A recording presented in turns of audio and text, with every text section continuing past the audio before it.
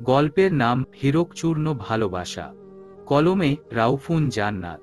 প্রথম পর্ব। যাগ্গে বান্ধবীর বিয়ে খাওয়ার বদৌলতে নিজের বাড়ির কয়েক বেলার ভাত বেঁচে গেল তোদের। বেলা অন্তত ভালো মন্দ খেতে পারছিস তোরা দুই বোন। জীবনে এরকম খাবার চোখে দেখেছিস বলে তো মনে হয় না, যেভাবে খাচ্ছে তোর বোন। বান্ধবীর বিয়ে সবে মাত্র খেতে বসেছে তুলিকা আর তার বোন মিষ্টি। সে এক লোকমা পোলাও মুখে দিবে ঠিক সে মুহূর্তে তার কর্ণকুহর হল কিছু কটাক্ষের বাণী। তার বেস্ট ফ্রেন্ডের ভাই শিপনের তীব্র শ্লেষাত্মক মন্তব্যটি যখন শুনল অপমানে থমথমে হয়ে গেল তার মুখ। তড়িৎ বেগে খাওয়া ছেড়ে উঠে দাঁড়িয়ে পড়ল তুলিকা, কিন্তু মিষ্টির এসবে কিছুই যায় আসে না। সে আরামছে খাবার খাচ্ছে, গোগ্রাসে খাচ্ছে বলা যায়। তুলিকা নিজের বোনের দিকে তাকালো। মিষ্টি ছোট তাই ওর হয়তো কিছু না মনে হচ্ছে না, কিন্তু তার গায়ে ফোস্কা পড়ার মতো কথাটা গেঁথে গেছে। সে এক মুহূর্ত দেরি না করে উঠে এলো, কোনো দিকে না তাকিয়ে দৌড়ে চলে আসে সেখান থেকে। বিয়ে বাড়ি, বাড়ি ভর্তি মেহমান, তাই সে সিন ক্রিয়েট করল না। সে চাইলেই এই নোংরা লোকটাকে এই কথাটা বলার জন্য যথাযথ জবাব দিতে পারত। এই লোকটা তাকে সব সময় এভাবেই কথা শোনাবে। অনেক দিন আগের কথা। সে রোজা রেখেছিল, তখনও শিপন বলেছিল, কি রে রোজা রেখেছিস? এভাবে হাড়গোড় বেরিয়ে গেছে যে। রোজা তো রেখেছিস যেন তোদের খাবার বেঁচে যায়, তাই না? কতগুলো চাল বাঁচল রে তোদের জন্য। রমজান মাস এসে ভালোই হয়েছে, কি বলিস? তুলিকা তখন শান্তভাবে মুচকি হেসে উত্তর দিয়েছিল, শিপন ভাই, আপনি রোজা নাই রাখতে পারেন, কিন্তু তার মানে এই না যে একজন রোজাদার ব্যক্তিকে রোজা রাখা নিয়ে কথা শোনাবেন। আর আমি রোজা রেখেছি আল্লাহর সন্তুষ্টি অর্জনের জন্য। আমার এক বেলার খাবার জোগান কিন্তু আপনি দিয়ে আসেন না। আমরা দুজন বোন, হতে পারে আমরা এতিম, মা বাবা নেই, আত্মীয় স্বজনরা মাথার উপর কেউই নেই, কিন্তু তার মানে এই না যে আমরা দুই বোন না খেতে পেয়ে মরে যাচ্ছি। সব সময় লোকটা তাকে কথা বলার জন্য একেবারে মুখিয়ে থাকে। কেন যে এই লোকটা তাকে দু চক্ষে সহ্য করতে পারে না, এই বিষয়টা সে আজও জানতে পারেনি। মনে হয় সে ওই লোকটার পথের বিষাক্ত কাঁটা। তার অক্ষিকুল ভিজে উঠছে বারবার। সে সোজা তার বান্ধবীর কাছে চলে গেল। সাজানোর রুম থেকে হাসাহাসির শব্দ আসছে। সে দরজাটা ফাঁক করে দেখল তার বান্ধবীকে। কি সুন্দর লাগছে মেয়েটাকে। সে এই খুশির মুহূর্তেটা খারাপ করতে চাইল না। চোখের পানি লুকিয়ে হাসি মুখে সে দ্রুত ওখানে গেল। তোকে খুব সুন্দর লাগছে জানু। নজর না লাগুক। তুই তো খেতে গেছিলি তুলি। এত তাড়াতাড়ি খাওয়া হয়ে গেল। হ্যাঁ হবে না কেন? তুই তো জানিস আমার সময় লাগে না খেতে। তাই বলে তুই আমাকে এটা শেখাস না 2 মিনিটের মধ্যে কারোর খাওয়া শেষ হয়। আরে ছাড় না। তোর বিয়ের সেইম লেহেঙ্গা আমাকে কিনে দেওয়ার কথা ছিল না? কোথায় সেটা? কথা ঘুরাস তুলি। খাস নি কেন? আমার বিয়ে হয়ে যাচ্ছে বলে কি মন খারাপ? নাকি কেউ কিছু বলেছে? ছাড় না এসব আশু। না, ছাড়তে পারছি না। তুই খাবি না আর আমি চুপ থাকব? মুখের কি অবস্থা হয়েছে দেখেছিস? আপনার বান্ধবী আসলেই খায়নি ভাবি। তুলিকা আর আশফি দুজনেই তাকালো দরজায়। তাকিয়ে দেখল লম্বা সুঠাম দেহি একজন সুপুরুষ সুন্দর হেসে দাঁড়িয়ে আছে। সে আশফির খালাতো দেবর। সম্পর্কে ছোট হলেও বয়সে সে আশফির বড়। আরে মাইজিন ভাই আপনি?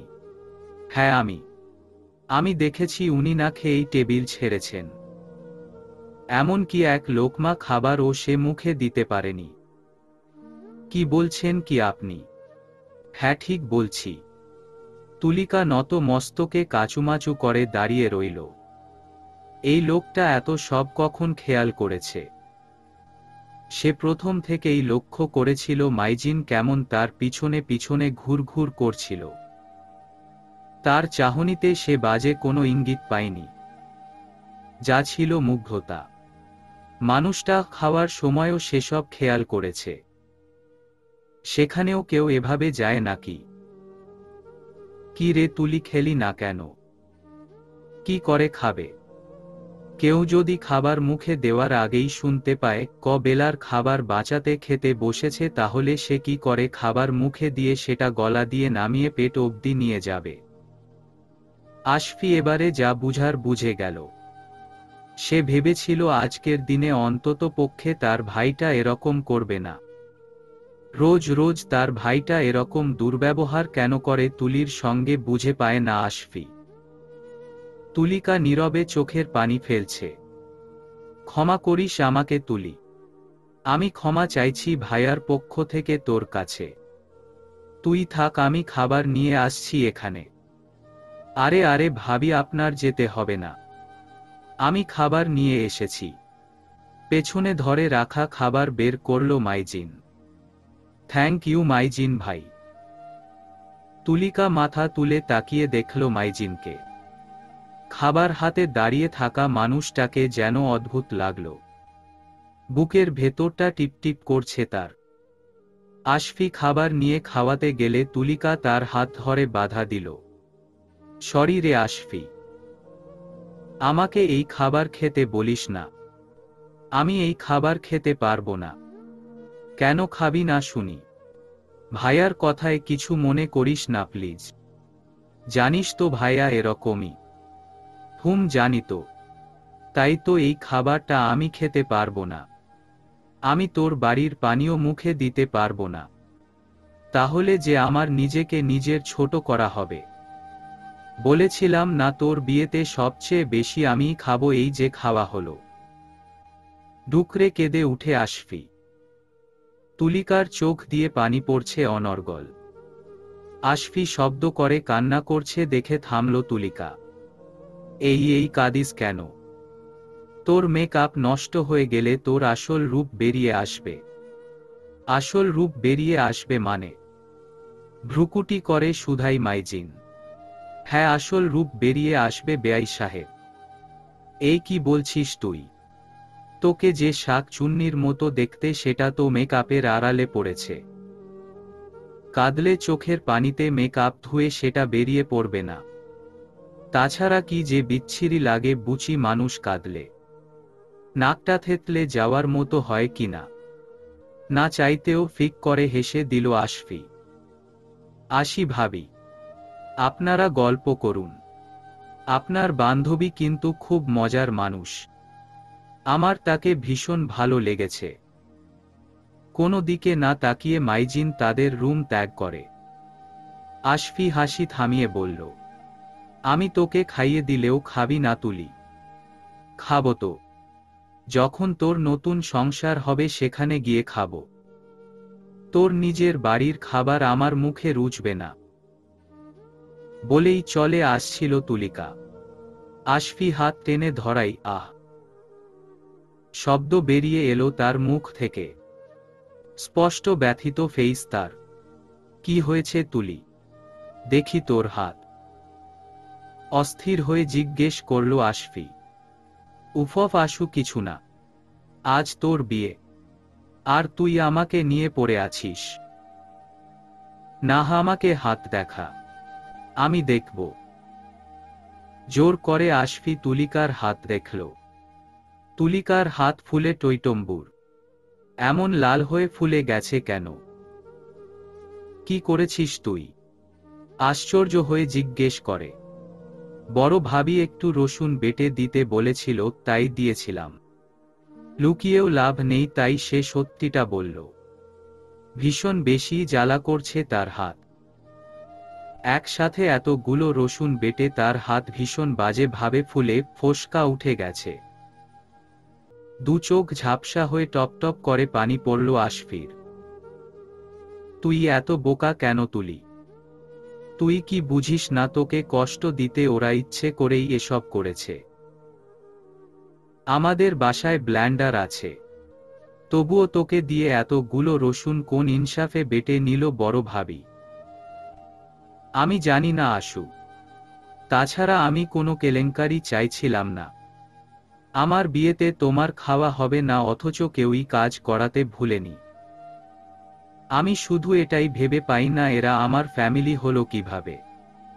এই পরিবারে জন্ম গ্রহণ করেছি ভাবলেই কেমন গা ঘিন ঘিন করে। উফ আশফি চুপ কর, পুরো বাড়িতে মানুষ গিজগিজ করছে, কেউ শুনলে কি ভাববে? তুই এখনো এত ভাবছিস আমাকে নিয়ে? তোকে নিয়ে ভাববো না তো কাকে নিয়ে ভাববো আশু? তুই তো আমার সব কিছু, আমার সুখ দুঃখের সাথী। আশফিকে দুই হাতে জড়িয়ে ধরল তুলিকা। চোখ মুছে আশফিও তাকে জড়িয়ে ধরে, আর মনে মনে ভাবে একদিন তোর সব কষ্ট দূর হবে দেখিস, যে আমার চেয়েও তোকে বেশি আগলে রাখবে। দুঃখের পরই তো সুখ আসে। শিপন ভাই আমাকে ছাড়ুন। কি হয়েছে এমন ভাবে টেনে ছেচড়ে কোথায় নিয়ে যাচ্ছেন? তোর এত বড় সাহস, আমার বোনের বিয়ের দিনে তুই মানুষকে বলাবলি করছিস তোকে খেতে দেওয়া হয়নি? এই নাকি বান্ধবীর এত ভালো চাস তুই?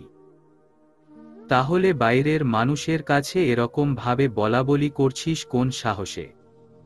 অন্ধকারের মধ্যে রাগে গজরে গজরে বাইরের দিকে টেনে নিয়ে যাচ্ছে শিপন তাকে। শিপন তুলিকার হাত স্পর্শ করাই শরীর যেন জ্বলে যাচ্ছে তার। এই ঘৃণ্য লোকটা জোর খাটিয়ে টেনে নিয়ে যাচ্ছে তো যাচ্ছেই। তুলিকার হাত ছিঁড়ে ফেলার মতো শক্ত করে চেপে ধরেছে বদ অসভ্য লোক। নিজের সর্বোচ্চ শক্তি দিয়ে হাত ছাড়ানোর চেষ্টা করছে তুলিকা, কিন্তু পারল না শিপনের শক্তির সাথে। শিপন তাকে একটা ছোট্ট খুপড়ির মতো রুমে নিয়ে গিয়ে ছুঁড়ে ফেলল। দরজা বন্ধ করে পাঞ্জাবির হাতা গুটিয়ে এগিয়ে এলো তার দিকে। বিষফলার মতো বিষাক্ত চোখে তাকিয়ে আছে শিপন তার দিকে। আমাকে যেতে দিন শিপন ভাই। আমি যদি চিৎকার করি তাহলে কিন্তু সেটা আপনার জন্য খুব একটা ভালো হবে না। কি করবি তুই? হ্যাঁ, মাথা গোজা ঠাঁই নেই আবার বড় বড় কথা। তোর সাহস দেখে আমি অবাক হয়ে যাচ্ছি। কোন সাহসে তুই মাইজিনকে বলেছিস তোকে খেতে দেওয়া হয়নি? তোর বোন তো দেখলাম চেটেপুটে প্রায় 2 হাতে খাবার খেয়ে নিল। আবার মাইজিনকে ঠিকই বলেছিস খেতে দেওয়া হয়নি? নাকি সুপুরুষ দেখে মাথা ঠিক ছিল না? সিম্প্যাথি পাওয়ার জন্য নিজের অসহায়ত্ব অন্যের সামনে তুলে ধরিস, লজ্জা করে না? তোদের মতো মেয়েরা তো ঢলাঢলির তালেই থাকিস শুধু। তার উপর বড়লোক ছেলে, এমন একটা মাল পটাতে পারলেই লাইফ সেটেল। মুখে লাগাম দিন শিপন ভাই। আপনার মতো অসভ্য, বদমাইশ, নোংরা লোক আমি জীবনে দেখিনি। ছি, বোনের মতো বয়সী একটা মেয়ের সঙ্গে এরকম ধরনের কথা কিভাবে বলেন আপনি? আমার সঙ্গে না এসব ছ্যাবলামি করতে আসবেন না। আর যদি এমন করেন তবে আমি নুরি ভাবিকে বলে দিব আপনার নোংরামির কথা। পারলে আটকে দেখাবেন। তুই আগে এখান থেকে বেরো, তারপর না বলবি কিছু। আমি চেঁচালে কিন্তু আপনার জন্য খুব বিপদ ডেকে আনবে। চেঁচা দেখি কত পারিস। শিপন কথা শেষ করেই তুলিকার ওড়না দিয়েই তার গলা জোরে পেঁচিয়ে ধরল। তুলিকার মুখ থেকে গোঙানির শব্দ বেরোচ্ছে।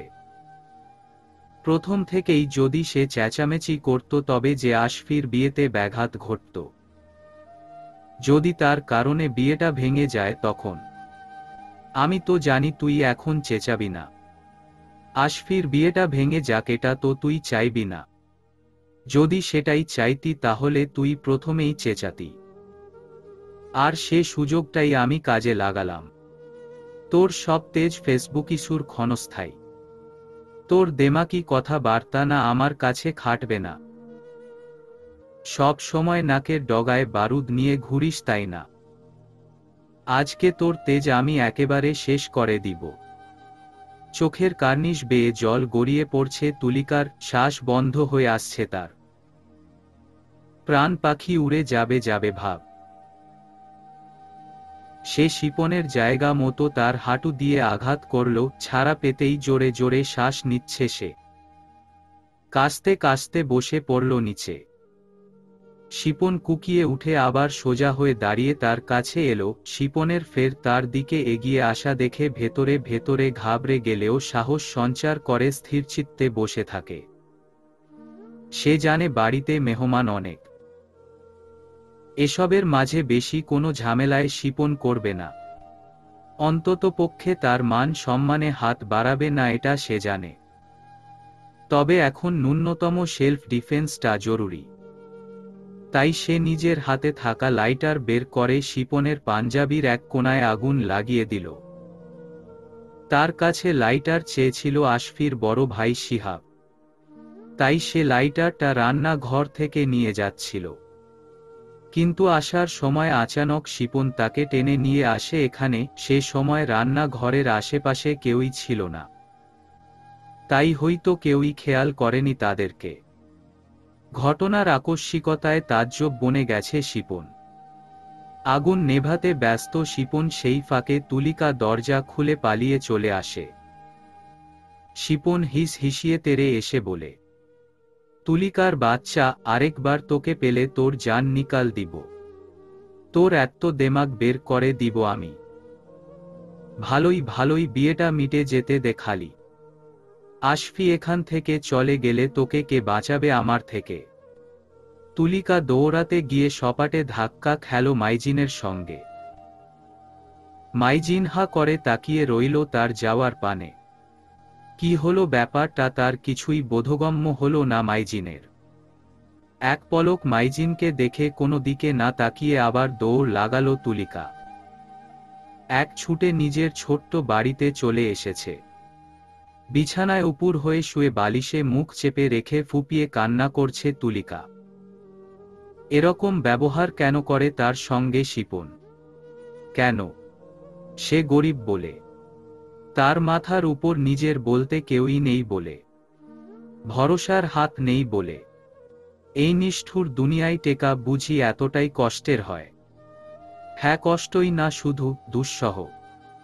তাদের মতো অভাগীর ভাগ্যে এর চেয়ে ভালো তো হওয়ার নেই। মিষ্টি বিয়ে বাড়ি থেকে এলো তাড়াহুড়ো করে। বোনের এমন অবস্থায় চিন্তিত হয়ে ব্যাকুল কণ্ঠে জিজ্ঞেস করে, এই বুবুজান, কি হইছে তোমার? কান্দো কেন? তুলিকা উঠে বসেই ধূপধাপ করে কিল বসিয়ে দিল মিষ্টির পিঠে।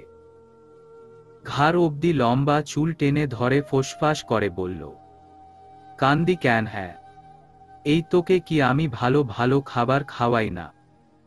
ওসব খাবার কেন খেলি? আমি তো উঠে এলাম, তুই কেন এলি না বল? অন্যের বাড়িতে গিয়ে গোগ্রাসে গিলতে লজ্জা করে না তোর? কেন খেলি বল? কেন খেলি?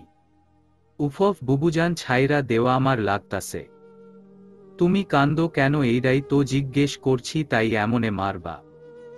হা করে হামলে কান্না করে দিল মিষ্টি। এই কানের গোড়াই ভেবে করবি না মিষ্টি।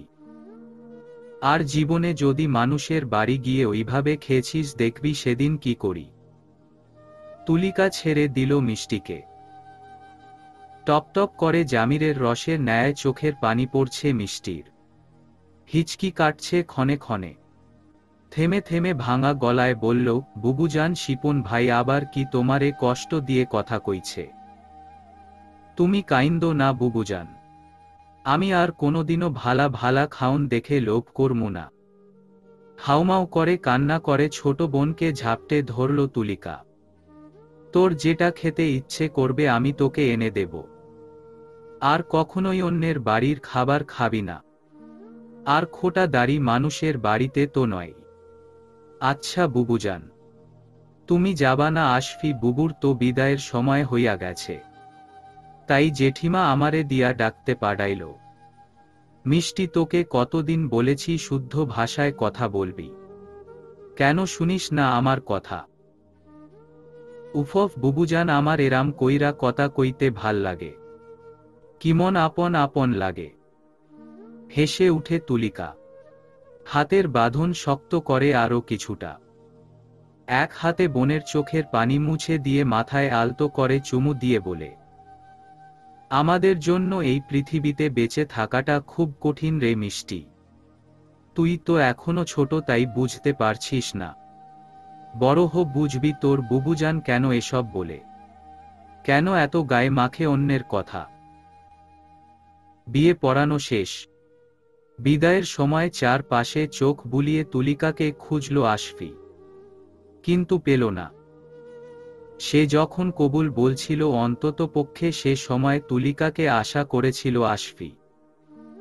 মেয়েটা কি নেই এখানে? তার যাওয়ার সময়ও কি দেখা করবে না? আশফি তার মাকে কানে কানে বলে, আম্মু, তুলি কোথায়? ওকে কি দেখেছ? না রে, অনেকক্ষণ থেকে দেখিনি মেয়েটাকে। মিষ্টিকে তো পাঠালাম ডাকতে। কান্না মিশ্রিত চোখ মুছে মাকে জড়িয়ে ধরে আশফি।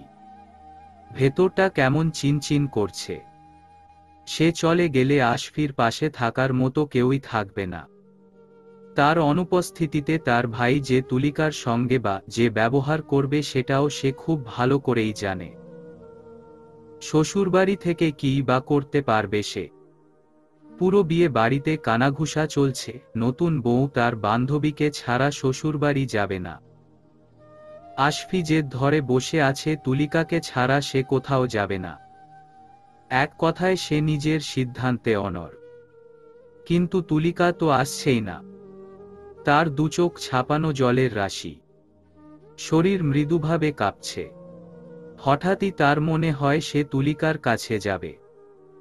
অন্ধকারে হাতড়ে নিজের লাগেজ থেকে একটা জিনিস হাতে নিয়ে তার স্বামীর কানের কাছে মুখ নিয়ে বলে, নীরব, আপনি আমায় বিশ্বাস করেন? হ্যাঁ, মন প্রাণ দিয়ে বিশ্বাস করি। তাহলে আপনি এই গাড়িতেই অপেক্ষা করুন, আমি যাব আর আসব। ঠিক আছে, আমি অপেক্ষায় আছি, আপনি যান। স্বামীর অনুমতি পেয়ে ছুটে চলে গেল তুলিকার বাড়িতে। দৌড়ানোর সঙ্গে সঙ্গে তার সমস্ত শরীরের গহনাও ঝমঝম শব্দ তুলে বাজছিল। হাতে চুরির রিনিঝিনি আওয়াজ হচ্ছে। ভারী লেহেঙ্গা এক হাতে উঁচু করে ধরে প্রাণপণে দৌড়াচ্ছে। রাস্তার ওপাশেই 10 মিনিট গেলেই তুলিকার ছোট্ট বাসা। বাড়ির ভেতরে প্রবেশ করেই দরজায় কড়া নাড়ল আশফি।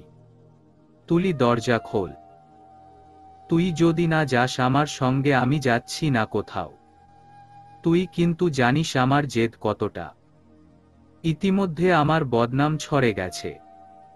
তুই কি আমার বদনাম করবি বলেই যাস নি ওখানে? ধরাস করে দরজা খুলে তুলিকা অস্থিরতার সঙ্গে জিজ্ঞেস করে, একই কাণ্ড করেছিস আশু, তুই এখনো যাসনি? না, গম্ভীর মুখে জবাব দিল আশফি। মিষ্টি ঘুম ঘুম চোখে তাকিয়ে রইল আশফির দিকে। এসব কি পাগলামি করছিস? আমি যাইনি বলে তুই শ্বশুরবাড়ি যাচ্ছিস না? এটা কোনো কথা? হ্যাঁ কথা। তুইও আমার সঙ্গে যাবি আমার শ্বশুর বাড়িতে। দেখ আমি কি করে যাব। বাড়িতে মিষ্টি একা। তাছাড়া আমার ভালো একটা ড্রেস নেই। দোনা মোনা করে বলেই মাথা নিচু করে ফেলে তুলিকা। আশফি হাতে থাকা শাড়িটা তুলিকার হাতে দিয়ে গম্ভীর মুখেই বলেই, 10 মিনিট সময় দিলাম, এটা পরে রেডি হবি। তোর জন্য সবার কাছে আমি খারাপ হয়ে গেছি এর মধ্যেই। যদি না চাস আর কেউই আমাকে খারাপ বলুক, তবে এক্ষুনি শাড়িটা নিয়ে পরে আয়। আমি মিষ্টিকে নিয়ে বাইরে অপেক্ষা করছি। হাবভাব ভালো লাগছে না আশফির। আর তুলিকা তার বেস্ট ফ্রেন্ডকে খুব ভালোভাবেই চেনে। সে যখন বলেছে তখন এখান থেকে এক পাও নড়বে না। তাই বাধ্যতামূলক তাকে শাড়ি পরে বের হতে হলো। ছোট্ট ঘরের দরজায় তালা লাগিয়ে দিল তুলিকা।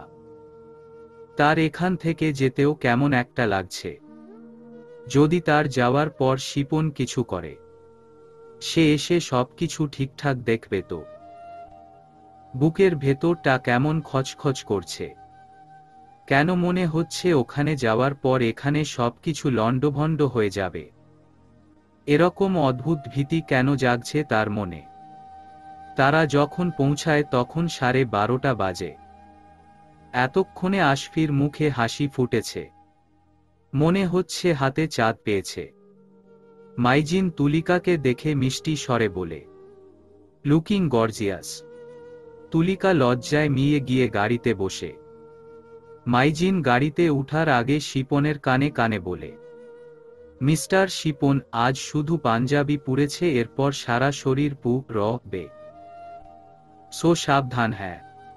শিপন মাইজিনের কথার আগামাথা কিছুই বুঝল না, শুধু তুলিকার দিকে অগ্নিদৃষ্টিতে তাকিয়ে রইল। কিন্তু সেই দৃষ্টির মুখে পড়তে হল না তুলিকার।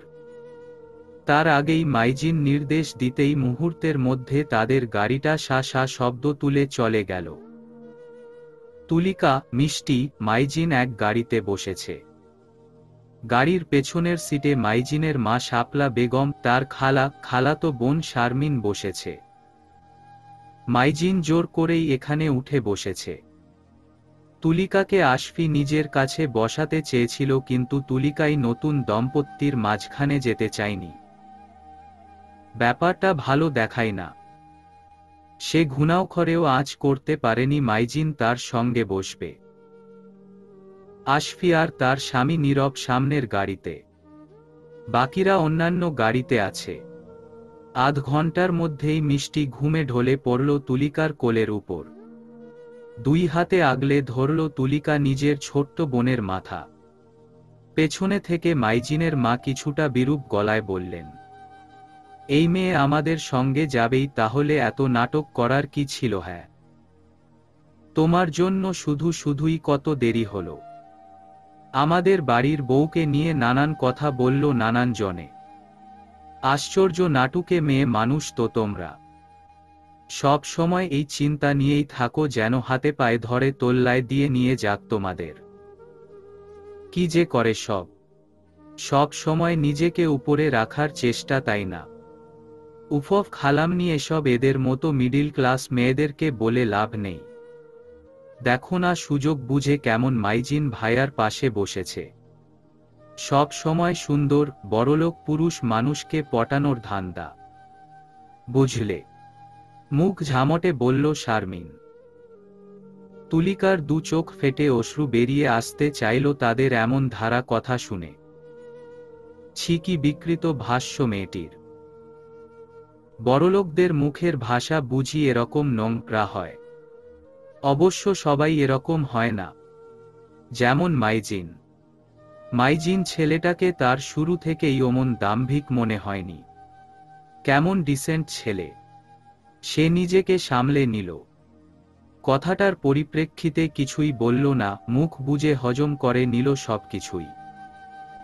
বড়দের মুখে মুখে তর্ক করা তার ধাতে নেই। তার উপর এনারা আশফির শ্বশুর বাড়ির মানুষজন। মুখে মুখে তর্ক করলে আশফির সমস্যা হয় যদি। আশফির জন্য সে এর চেয়েও ভয়াবহ কিছু সইতে পারে। তবে সে যে কেন যেতে চায়নি এটা কিভাবে কাউকে বুঝাবে? খালাতো বোন শারমিন এবং মায়ের এমন ধাটা কথা শুনে স্পষ্ট বিরক্তির ছাপ ফুটে উঠেছে মাইজিনের মুখে। সে ভীষণ বিরক্ত হয়েছে তার মায়ের কথায়। কিন্তু মায়ের মুখের উপরে কথা বলার মতো অভদ্র ছেলে সে না। কিন্তু খালাতো বোনের কথার উত্তর দিতেই পারে। শারমিন, তোকে কে বলল যে তুলিকা আমার সঙ্গে বসেছে? বরং আমি তার সঙ্গে বসেছি। না জেনে বুঝে কাউকে এমন ধরনের চিপ কথা বলবি না। তুই যে বড়লোক বাপের বেটি, তাহলে তোর মুখ থেকে এই ধরনের চিপ কথা কিভাবে বের হয়? সে না হয় মিডিল ক্লাস মেয়ে, তুই তো বড়লোকের বেটি। নাকি টাকার জোরে এমন বিগড়ে গেছিস শিক্ষা দীক্ষা সব মাটিতে মিশিয়ে দিয়ে? মাইজিনের কথায় শারমিনের মাথা গরম হয়ে গেল। রাগে ক্ষোভে গর্জে উঠে কিছু বলতে নিলেই শারমিনের হাত চেপে ধরে শাপলা বাধা দিলেন। তিনি ইশারায় কিছু বুঝালেন, যার দরুন শারমিন আর কথা বাড়াল না। গাড়িতে সবাই যখন ঘুমিয়ে গেল তখন মাইজিন সুযোগ পেয়ে তুলিকাকে ফিসফিস করে শুধাই, শিপন আপনার সঙ্গে মিসবিহেভ করেছিল তাই না? তাই তখন ওভাবে ছুটে চলে গেলেন। সত্যিটা বলবেন কিন্তু তুলিকা, আপনাকে এসব কে বলল? আপনি যাওয়ার পর আমি সেখান থেকে শিপনকে বেরিয়ে আসতে দেখি। সে পানি দিয়ে নিজের পাঞ্জাবি ভেজাচ্ছিল। ভালো করে দেখতেই বুঝতে পারি তার পাঞ্জাবি পুড়েছে। এখন বলুন কি এমন করেছিল শিপন যে তার পাঞ্জাবি পুড়ালেন? তুলিকা থমথমে মুখে বসে রইল। কোনো কথায় বলেনি সে আর এরপর। মাইজিন ও ঘাটায়নি তাকে। তুলিকার মাইন্ড রিফ্রেশের প্রয়োজন বলে মনে করল মাইজিন। তাই আর প্রশ্ন করে বিরক্ত করতে চাইল না। তবে সে তো সত্যিটা জেনেই ছাড়বে শিপন কি এমন করেছিল তুলিকার সঙ্গে। দেখে তো মনে হয়নি তুলিকার মান সম্মান নষ্ট করতে চাইছিল শিপন। কারণ শিপনের ওরকম কোনো উদ্দেশ্য ছিল বলে মাইজিন লক্ষ্য করেনি। সে একজন ছেলে, তাই সে ভালোভাবেই বুঝতে পারবে অন্য একটা ছেলের গতিবিধি। অন্য কোনো কারণ তো অবশ্যই আছে। কি সেটা তাকে জানতে হবে ব্যাপারটা। ঘণ্টা দুয়েকের বেশি সময় লাগলো আশফির শ্বশুর বাড়িতে পৌঁছাতে। নীরবের বড় ভাবি বউ বরণে ব্যস্ত। আশফির শাশুড়ি মানে নীরবরা দুই ভাই, ভাইয়ের বউ আর তার বাবা। এই চারজনের সংসার, তাই খালা ফুপুরাই সবকিছুর দায়িত্ব নিয়েছেন। আশফির মনে শাশুড়ি মা না থাকায় আক্ষেপের শেষ নেই। কিন্তু এই মুহূর্তে সে তুলিকাকে খুঁজে যাচ্ছে। তুলিকা ঝটপট এসে আশফির পাশে দাঁড়িয়ে পড়ল। অন্য হাতে মিষ্টির হাত ধরা। তুলিকার উপস্থিতি টের পেতেই আস্তে আস্তে প্রশ্ন করল, কোথায় ছিলি তুলি? আমি আরও তোকে খুঁজছিলাম। এত ব্যস্ত কেন হচ্ছিস? এখন নিজেকে নিয়ে আর দুলাভাইকে নিয়ে ভাবনা। নাকি নিজের ফুলশয্যার ঘরে আমাকেও নিবি কথাও? কিন্তু সেটাই ছিল আশু। বসার রুমে এসে বসার পর আশফি আড়ালে টপ্ত চিমটি কাটল তুলিকার হাতে। তুলিকা মৃদু আওয়াজ করল এতে। ফিসফিস করে বলল, এখন কি হলো? হ্যাঁ না না, এটা বল না যে তোকে ছাড়া শ্বশুর বাড়িতে আসতে চাইনি, এখন ফুলশয্যার ঘরেও যাব না। আমি কিন্তু তোর ফুলশয্যার ঘরে ঢুকে তোদের মধ্যে দেয়াল হবই এখন। আমি কিন্তু এখানে আসতে চাইনি। তুই নিয়ে এলি জোর করে। এবার বুঝবি ঠেলা। দেব একটা কিল। যাহ বদ মেয়ে, বেশি ফ্যাচর ফ্যাচর করিস না। কি নির্লজ্জ হয়েছিস রে তুলি তুই। সিহ, কি সাংঘাতিক মেয়ে দেখি, কথা ঘুরাই। নিয়ে যখন এসেছিস তখন তো আমি ঢুকবই সে ঘরে। হা হা হা, হাসিস না তো বেডি। তুই ঠিক কি করতে চাইছিস তুলি? উফ, যা করতে চাইছি করতে দে না। শুধু যা যা বললাম করবি। ঠিক আছে? অসহায় বদনে বলে আশফি। হ্যাঁ হ্যাঁ যাও আশফি, এবার লুকিয়ে পড়ো খাটের তলায়। বলল বড় ভাবি নীতি। বড় ভাবি আপনিও? খাটের তলায় আমি ঢুকবো কিভাবে? তাইলে তাইলে তুই পর্দার আড়ালে যা। ঠিক আছে? আল্লাহ এই মায়া যে কি করতে চাইছে। আল্লাহ রক্ষা করো। কোনো ভেজাল না হলেই হলো। হুশ হবে না, যাহ তো। দাঁত কেলিয়ে বলে তুলিকা। হ্যাঁ, বিয়ে বাড়িতে এরকম হয়। এরকম কিছু না হলে কি বিয়ে বাড়ি জমে নাকি? হ্যাঁ তাই না বড় ভাবি? আপনি জানতো? আপনার দেবরজিকে পাঠিয়ে দিন। নীতি চলে গেল। তুলিকা দুই ঠোঁট চেপে ধরে হাসল। আজকে দুলা ভাই দেখবে শালিকা কি জিনিস হয়। কিছুক্ষণ পরেই নীরব এলো। তুলিকা সুন্দর করে বিছানায় বসেছিল। এক হাত ঘোমটার আড়ালে শয়তানি হাসি। নীরব আরেকটু এগিয়ে আসতেই তুলিকা সুন্দর মতো উঠে সালাম করল। আরে আরে, সালাম করতে হবে না। ভদ্রতা সূচক বলল নীরব। তা কি করে হয়, সালাম করাটা তো নিয়ম। এই আপনি এমন লম্বা ঘোমটা টেনে আছেন কেন? আমার সামনে এত লম্বা ঘোমটা দিতে হবে না। বাব্বাহ দুলাভাই, আপনি তো বহুত ফার্স্ট, মনে মনে বলে তুলিকা। বউ ঘোমটা দিয়ে থাকবে আর বর এসে ঘোমটা তুলবে, এটাই নিয়ম। ওহ আচ্ছা, আপনি বসুন না। তুলিকা ভদ্র মেয়ের মতো খাটের এক কোণায় বসল। নীরবের কেমন যেন অদ্ভুত ঠেকেছে। কথাগুলো কেমন যেন দূর থেকে আসছে মনে হচ্ছে। নাকি আশফি আস্তে কথা বলছে বলেই এরকম মনে হচ্ছে। যাই হোক, এখানে তো তারা দুজন ছাড়া কেউই নেই। আপনি যে আমাকে পছন্দ করলেন তার প্রথম কারণটা কি? ভনিতা না করেই নীরব তার অনুভূতি ব্যক্ত করল। জানেন আশফি, আমি না কখনোই প্রেম করিনি। প্রথমবার যখন বাসায় ভাইয়া ভাবি আপনার ছবি আমাকে দেখালো না, সেদিন আমি অনুভব করেছিলাম প্রথমবারের মতো প্রেমে পড়েছি। আপনার ছবি দেখার পর থেকে আমার ঘুম হয়নি। খেতে পারতাম না, বাইরে বন্ধুদের সঙ্গে আড্ডা দেওয়ার সময় আপনার কথা মনে হলেই একা একা পাগলের মতো হাসতাম। এটা নিয়ে বন্ধুরা কম জ্বালাতন করেনি।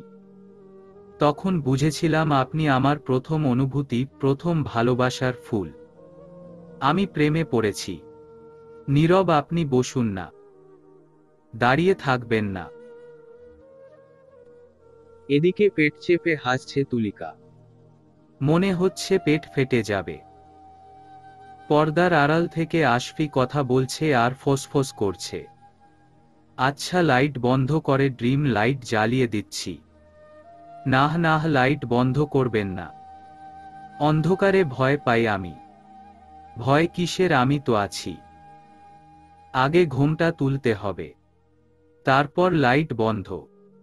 আশফি বুঝল এরপর বেশি বাড়াবাড়ি হবে, তাই কথা না বাড়িয়ে এই কথায় বলে দিল। তুলিকা তো ঘোমটার আড়ালে হেসে কুটি কুটি হচ্ছে। আপনার কথাগুলো কেমন যেন দূর থেকে আসছে আশফি। ওসব কিছু না, ঘোমটা উঠান। নীরব আশ্চর্য হল। আশফি কেমন লাজুক মেয়ে ও জানে। প্রথম দিন যখন সামনাসামনি দেখা হলো তখন তো আশফি এতটা চঞ্চল ছিল না। লজ্জায় আর্স্ট হয়ে মেয়ে থাকা মেয়ের এতটা পরিবর্তন। এমন ভাবে কথা বলছে কিভাবে? সে বিলম্ব না করে ঘোমটা তুলতেই বর্ষর একটা চিৎকার দিল। তুলিকা, আপনি এখানে? আশফি কোথায়? হো হো করে হেসে উঠল তুলিকা। পর্দার আড়াল থেকে গুটি গুটি পায়ে বেরিয়ে এলো আশফি। ওদের কাণ্ড দেখে নীরব যা বুঝার বুঝে গেল। তার সঙ্গে গেম খেলা হচ্ছিল এতক্ষণ, আর সে কি ধরনের বড় বোকা। ততক্ষণে বাইরে থেকে বন্ধ করা দরজা খুলে ভেতরে প্রবেশ করল নীতি। সেও পেট চেপে হেসে উঠল হো হো করে। টাকা দেন দুলাভাই, নাইলে যাব না। উফফ, আপনারা কি আমার হার্ট অ্যাটাক করানোর ধান্দায় ছিলেন? আল্লাহ, কি সাংঘাতিক ব্যাপার স্যাপার ঘটালেন। এরপর তো আমি টাকা দিচ্ছি না। ওকে, তাইলে আমরাও যাচ্ছি না। আহা নীরব, কার্পণ্যতা করিস না। তোর তো একটাই শালিকা। হুহ, দেখতে ইনোসেন্ট শালিকার কি না এই রূপ। মানা যায়। হাহ, টাকা ছাড়ুন, না হলে সারা রাত এভাবেই থাকুন। আচ্ছা বুঝেছি। কত টাকা দিতে হবে? আপনার মর্জি মতো দিন। তবে হ্যাঁ, নিজের মান সম্মানের কথা মাথায় রেখেই দিবেন। মানুষকে তো বলে বেরাবো, না হলে আমার বান্ধবীর বর কিপটে। নীরব ওর মানি ব্যাগের সব টাকা দিল। ততক্ষণে বাড়ির বয়োজ্যেষ্ঠ মানুষজন উপরে চলে এসেছে। শারমিনের মা, মাইজিনের মা শাপলা। কি হয়েছে নীরব? রাত বিরেতে এমন চেঁচালি কেন? কিছু না খালা, আপনারা যান, আমরা একটু দুষ্টামি করছিলাম। শাপলা তুলিকাকে এখানে দেখেই বললেন, এই মেয়েটা এখানে কি করছে? ওর হাতে এত টাকা কেন? চুরি টুরি করলো নাকি? ওহ মাই গড খালা, এই মেয়েটা চুরি করতে এসে ধরা খাইছে মনে হয় নীরব ভাইয়ার কাছে। তাই ভাইয়া ওভাবে চিৎকার করেছে। এমন কথায় তুলিকার হাত থেকে টাকা পড়ে গেল নিচে। চোর অপবাদ দিল শেষ পর্যন্ত। বান্ধবীর বাসর রাতে সে এমন মজা করবে আগেই ঠিক করেছিল। উফফ, এই শারমিন, তুই জীবনে ভালো হবি না তাই না? আর মা, এটা কি ধরনের কথা? সব সময় বাড়তি কথাবার্তার মানেই হয় না। বিরক্তিকর। মুখ বিকৃত করে বলে মাইজিন। আহা খালা, আপনি না জেনে বুঝে এরকম কথা কেন বলছেন? আমিই দিয়েছি ওকে টাকাগুলো। শালিকাদের কিছু হক থাকে না, সেটাই আর কি। ও একটু মজা করছিল আমার সঙ্গে, তাই আতঙ্কিত হয়ে চেঁচিয়ে ফেলেছি। আমিও ছিলাম ওর সঙ্গে খালা, একা ওকে দোষ দিবেন না। তুলিকা ওরকম মেয়ে নয়। কাঁচুমাচু ভঙ্গিতে বলে নীতি। হ্যাঁ, তুমি আমাকে মানুষ চেনাবে এখন। এসব ধান্দাবাজ মেয়ে খালি টাকা হাতানোর ধান্দায় থাকে। জীবনে এত টাকা দেখেছে। লোভী মেয়ে ছেলে। মুখে লাগাম টানুন খালাম্মা। আমার বেস্ট ফ্রেন্ডকে নিয়ে একদম বাজে কথা বলবেন না। আমিও ওদের সঙ্গে ছিলাম। আজ আমার এখানে প্রথম দিন। আমি কখনোই কাউকে অসম্মানজনক কথা বলতে চাই না,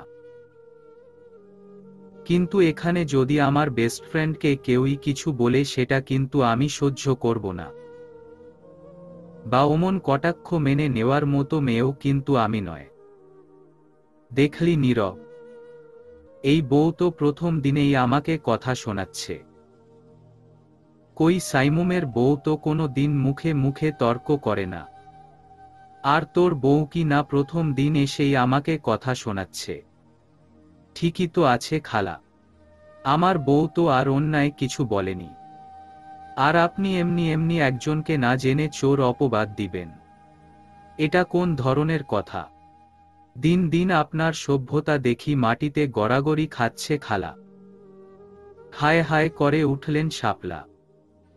হাহুতাশ করতে করতে বেরিয়ে গেলেন ঘর থেকে। তুলিকা নিঃশব্দে চোখের পানি ফেলছে। আশফি তুলিকাকে আগলে ধরল। আহা বোন, তুমি কেঁদো না। খালা একটু এরকমই চড়া গলায় কথা বলেন, কিন্তু মনটা ভীষণ ভালো। ভাবি প্লিজ আজকে একটু তুলিকাকে আপনার সঙ্গে রাখবেন। আসলে নতুন একটা বাড়িতে এসে একটা আলাদা রুমে থাকাটা কেমন না? আরে আশফি, তুমি চিন্তা করো না। তুলিকা তো আমার ছোট বোনের মতো। তাছাড়া মিষ্টিকে তো আমার রুমেই রেখেছি। আজকে সাইমুম অন্য রুমে মাইজিনের সঙ্গে থাকবে। ওদের রুম থেকে আসার আগে তুলিকা নীরবের হাতে টাকাগুলো দিয়ে বলে, ভাইয়া এটা আমি নিতে পারবো না। আমি শুধু একটু মজা করতে চেয়েছিলাম। সত্যি এটা আমি নিতাম না, বিশ্বাস করুন। আশুর সঙ্গে আমার আগে থেকেই এরকম নানান প্ল্যান করা ছিল। তার মধ্যে এটা একটা। এরকম একটা মজা করতে চেয়েছিলাম অনেক আগে থেকেই। তাই আর কি এটা করা। আপনি কিছু মনে করবেন না? হ্যাঁ ভাইয়া। আরে তুলিকা বোন শোনো, আমি জানি তুমি কষ্ট পেয়েছ। খালার হয়ে আমি হাত জোর করে ক্ষমা চাইছি। এটা তোমার পাওনা। প্লিজ এটা ফিরিয়ে দিও না। বড় ভাই হিসেবে দিয়েছি, নাও প্লিজ। যদি এটা ফিরিয়ে দাও তবে ভেবে নিব তুমি আমাকে বড় ভাই হিসেবে মানোইনি। এই কথার পর তুলিকা কি বলবে ভেবে পেল না। তুলিকা আর নীতি বেরিয়ে এলো রুম থেকে। মাইজিন মায়ের এরকম কাজে লজ্জায় মাথা নত করে আছে। ছি ছি, একটা মেয়েকে না জেনে বুঝে এইভাবে ছোট করতে পারল। অবশ্য এই মহিলার কাছ থেকে এর থেকে বেশি কি বা আশা করা যায়। মাইজিন লজ্জায় প্রস্থান করল সেখান থেকে। শারমিন মাইজিনের পেছনে পেছনে গেল। মাইজিন ভাই দাঁড়ান। তুই এখন আমাকে ডাকছিস কেন? যা ঘুমা। ওহো মাইজিন ভাই সব সময় এমন চড়াও গলায় কথা কেন বলেন? একটু ভালোভাবে ভালোবেসে কথা বলতে পারেন না? ভালোভাবে কথা বলবো, তাও তোর সঙ্গে। তোর মতো ন্যাকার ষষ্ঠীর সঙ্গে। যে কথায় কথায় গায়ে পড়ে তার সঙ্গে আমি ভালোভাবে কথা বলি না। Got it? আর তুই ডিজার্ভও করিস না ভালো ব্যবহার। গটগট করে হেঁটে চলে গেল মাইজিন। অপমানে দু হাত মুষ্টিবদ্ধ করে নিল শারমিন। এর শেষ সে দেখেই ছাড়বে। খালাম্নিকে বলে খুব জলদি তোমাকে আমার খাঁচায় বন্দি করার ব্যবস্থা করতে হবে, না হলে তো তোমাকে বাগে আনতে পারছি না। তোমার পুরো সম্পত্তির মালিকানা শুধুই আমার হবে, না হলে শারমিন কখনোই তোমার পেছনে ছুটত না। এই সুন্দরী শারমিনের পেছনে ছেলেদের লাইন লেগে আছে। তুলিকা নীতির দেওয়া সুন্দর একটা চুড়িদার পরেছে এই মুহূর্তে, যদিও সেটা অনেক লুজ, তার শরীরে ফিট করেনি, কিন্তু জামার সঙ্গে ফিতা থাকায় কোমরে বেঁধে রেখেছে, এতে জামাটা তার শরীরের সঙ্গে লেগে আছে। রাতে তো আর শাড়ি পরে ঘুমানো সম্ভব ছিল না তার। সে ভোর বেলায় রান্নাঘরে নীতির সাথে কাজে সাহায্য করছে। এতজনের সকালের নাস্তা করা তো চারটি খানি কথা না। নীতি একা পারতও না, তার কষ্ট হবে ভেবেই হাত লাগাই তুলিকা। আশফিও ভোর 6টায় রুম থেকে বেরোল। মিষ্টি রঙের শাড়ি পরেছে আশফি, তাকে যেন একেবারে সদ্য প্রস্ফুটিত ফুলের মতো দেখাচ্ছে।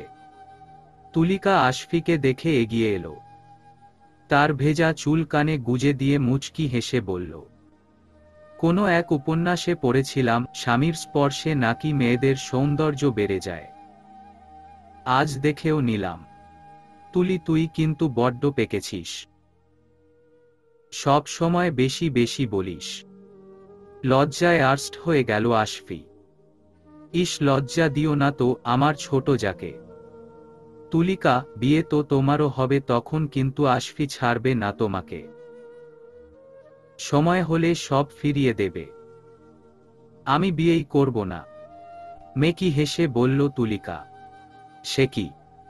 এটা কেমন কথা গো? বিয়ে করবে না মানে আবার কি? আমি বিয়ে করলে মিষ্টির কি হবে?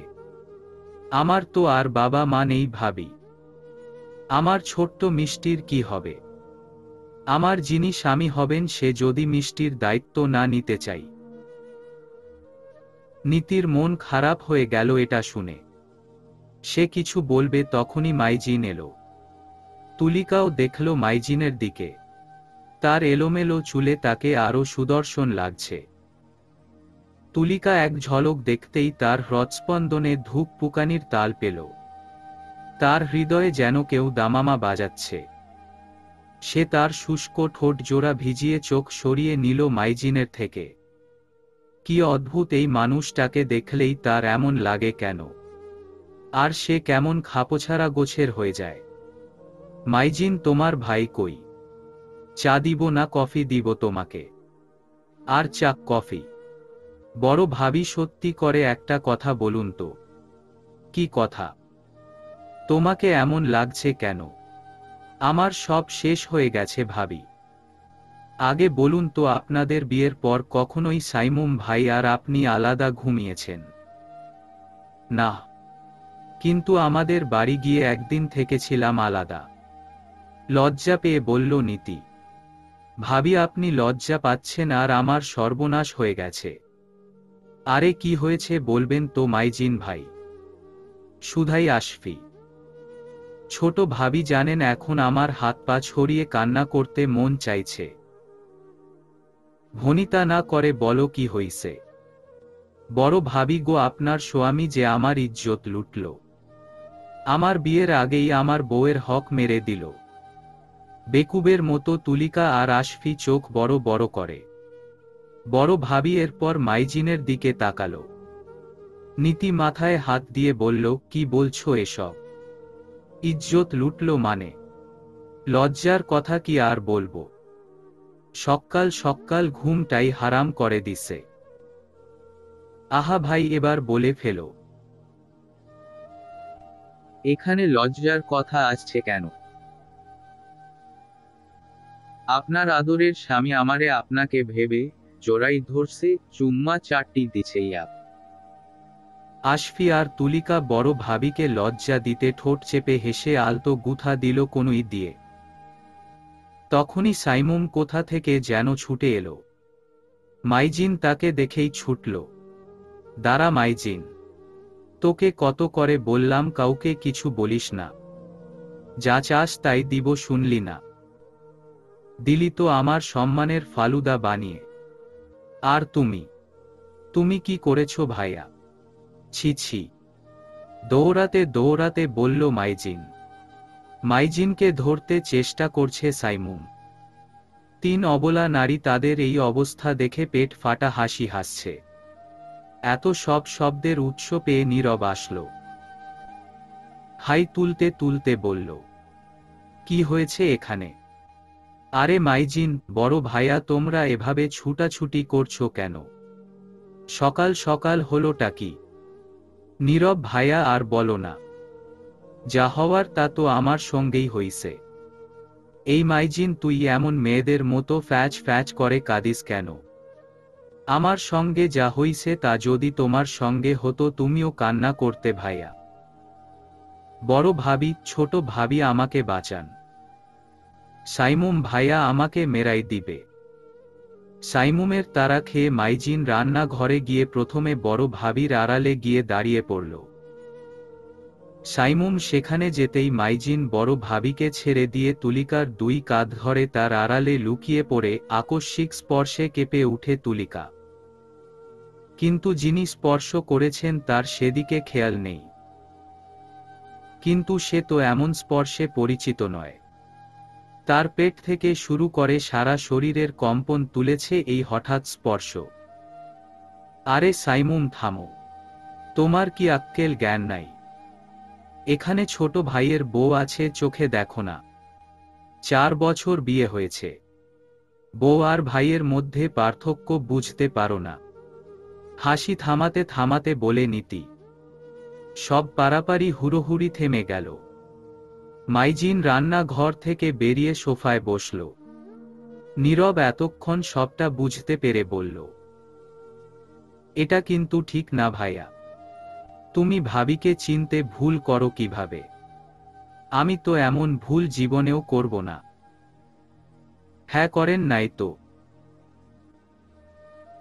শুধু আমার জায়গায় আমার বেষ্টু বসেছিল, তাই তো আমার আর বেষ্টুর মধ্যে পার্থক্যটা বুঝতে পারেননি। এই নাকি প্রথম দেখাই প্রেমে পড়েছিলেন? এখন সব দোষ ভাইয়ার, তাই না? কপট অভিমানী গলায় বলে আশফি। নীরব চুপসে গেল আশফির অভিযোগ শুনে। মাইজিন আর সাইমুম হেসে ফেলে এতে। হ্যাঁ, খুব আমাকে ফাঁসাতে আসছিলি। নে এখন সামলা ঠেলা। বললেই হলো, আমি তো বুঝতে পারছিলাম। আর তুমি তো আমার চেয়েও বড় আকাম করছো, তার বেলায় কিছু না, তাই না? এর মধ্যে তুলিকা হলো নীরব দর্শক। কারণ সে মাইজিনের হঠাৎ স্পর্শ ভুলতে পারছে না। হুট করেই সেখানে মিষ্টির আগমন হল। সে গলা খাকারি দিয়ে প্রতিটি মানুষকে অবলোকন করল। এরপরে বলল, তোমরা সকলে কি নিয়া হাসতাছ? আমারেও কও দেহি। সবাই মিষ্টির কথা শুনে তার দিকে তাকাই। 12 কি 13 বছরের মেয়েটির কথা শুনে সমস্বরে হেসে বলে, কোন যাইব না আপাম্মি। ইহা বড়দের মামলা। আবারও সমস্বরে হেসে উঠল। আর মিষ্টি গাল ফুলাল। মাইজিন হাসতে হাসতে তুলিকার দিকে চোখ পড়ল। মেয়েটা গুটিয়ে আছে কেমন যেন।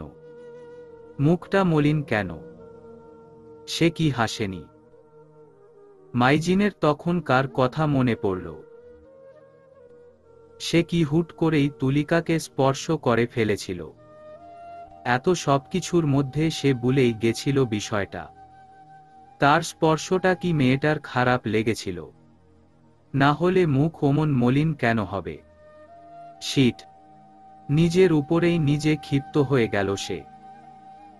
এমনটা সে কি করে করতে পারল? ভাগ্যিস অনেক রাতে ঘুমিয়েছে সব মেহমান। কড়া ঘুম হয়েছে এতে সবার। ঘুম ভাঙবেও দেরিতে। তা না হলে তাদের এত সব হই হুল্লোড়ে ভরা বাড়ির মানুষ সব জেগে যেত। রিসিপশনের অনুষ্ঠানে আশফির বাবা মা আত্মীয় স্বজনরা সবাই এসেছেন। রিসেপশনের অনুষ্ঠান শেষ হতেই আশফি, নীরব, মাইজিন সবাই আশফিদের বাসায় যাওয়ার জন্য রওনা দিল। তুলিকা, মিষ্টি তো আছেই। নিয়ম অনুযায়ী বিয়ের পর দিনই নতুন দম্পতিদের পদচারণ হয় মেয়ের বাবার বাড়িতে। রাস্তায় অনেক মজা করল তারা সকলে। মাইজিনের খালা, মাইজিনের মা, শারমিন তারা সবাই তাদের বাড়ি চলে গেছেন। মাইজিনকে আশফি যেতে দেয়নি তার সঙ্গে আনবে বলে। বড় ভাইয়া, ভাবিকে আসতে বলেছিল, কিন্তু তারা আসবেন না আশফির শ্বশুর মশাই একলা হয়ে যাবেন বলে। তারা যখন বাসায় পৌঁছায় তখন সন্ধ্যা। সূর্য ডুবু ডুবু হয়ে রক্তি মাভা ছড়িয়ে দিয়েছে আকাশে এবং ধরণীতে। সূর্যের লালচে ধূসর আলো তুলিকার মুখে পড়াই ভীষণ স্নিগ্ধ লাগছিল তাকে। তার মাথায় থাকা ওড়না মৃদু মন্দ বাতাসে দুলছে। মাইজিনের নজর পড়েছে তার এমন রূপে। সে মোহিত হয়ে তাকিয়ে থাকে। গাড়ি থামতেই সকলে নেমে আসে। মাইজিন তুলিকার পাশ দিয়ে হাঁটার সময় বলে, নারীদের উপর পুরুষের একটা প্রবল আকর্ষণ তৈরি হয় কোনো কারণ ছাড়াই। পৃথিবীর 50% পুরুষের বিপর্যয়ের কারণ নাকি নারী। কিন্তু তারপরও কি আমরা এই নারী ছাড়া থাকতে পারি? না, আমিও বোধ হয় ব্যতিক্রম নয়। তুলিকা হা করে তাকিয়ে রইল মাইজিনের যাওয়ার পানে। লোকটা কি বোঝালো এই কথার দ্বারা? হায় হায় রে, বিয়ে বাড়িতে যাওয়াই বুঝি কাল হলো মেয়ে দুটোর। এখন কি হবে গো আল্লাহ! বাপ মা ছাড়া মেয়ে দুটোর শেষ সম্বলও থাকল না, পুড়ে ছাই হয়ে গেল। এই তুলি, এখনো দাঁড়িয়ে আছিস? গিয়ে দেখ তোর কত বড় সর্বনাশ হয়ে গেছে। তোর বাড়ি যে আর নেই রে। মাইজিন চলে যাওয়ার পর তুলিকা সবে সবে নিজের বাড়ির দিকে যাবে, সে সময় তাকে দেখে একজন এই তীর ছোড়া বাক্য উচ্চারণ করলেন। মুহূর্তের মধ্যে তার অন্তরাত্মা কেঁপে উঠল। রাস্তা পার করে মিষ্টি দৌড়ে এলো তুলিকার কাছে। হাঁপাতে হাঁপাতে কিছু বলতে চেয়েও পারল না সে। দু চোখ ভর্তি নোনা জল। বোনের এই অবস্থা দেখে আর ওই মহিলার অমন হাহুতাশ শুনে তুলিকাও দৌড়ে গেল সেদিকে। মিষ্টিও তার নিশ্চল পা নিয়ে ছুটল তার বোনের পিছনে পিছনে। যখন তুলিকা নিজের বাড়ির কাছে গেল, স্তব্ধ হয়ে তাকিয়ে রইল শুধু। ধপ করে বসে পড়ল তুলিকা। নেই তার ছোট্ট কুঠির, নেই, পুড়ে ছাই হয়ে গেছে। কে করল তার এই সর্বনাশ? মানুষের ভিড় হলো তাদের দেখতে পেয়েই। ভিড় থেকে কেউ একজন দুঃখ প্রকাশ করে বললেন, কোথায় যাবে এখন মেয়ে দুটো? খাবে কি? কি করবে? সব তো শেষ হয়ে গেল।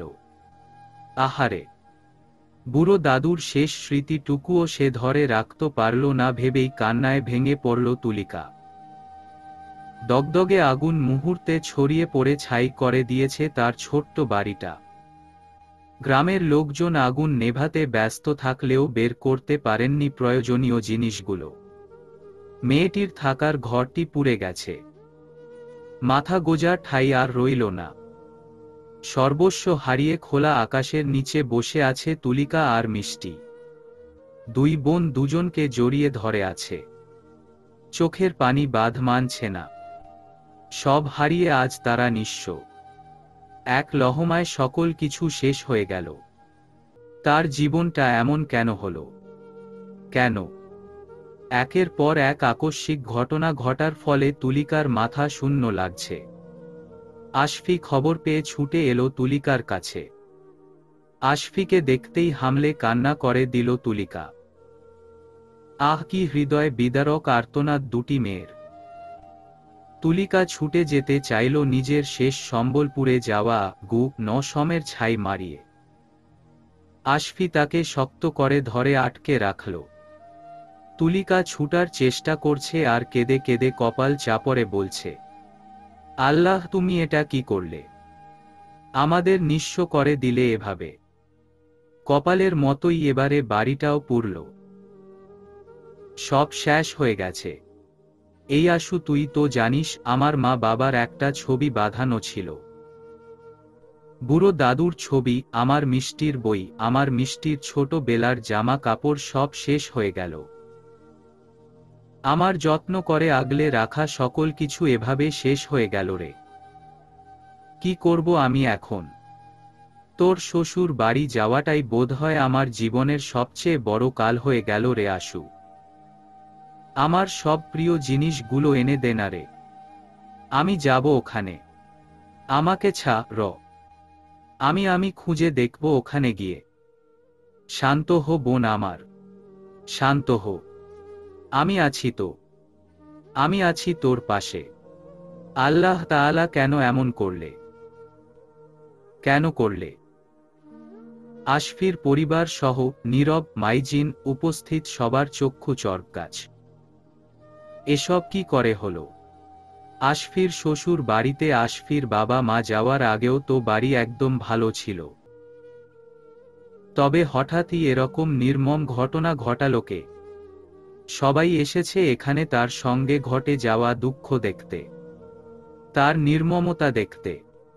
কই এত দিন তো তার বাড়ির আশেপাশেও কেউ আসেনি। আজ যখন বাড়িটাই নেই তখন কেন এসেছে এই মানুষজন?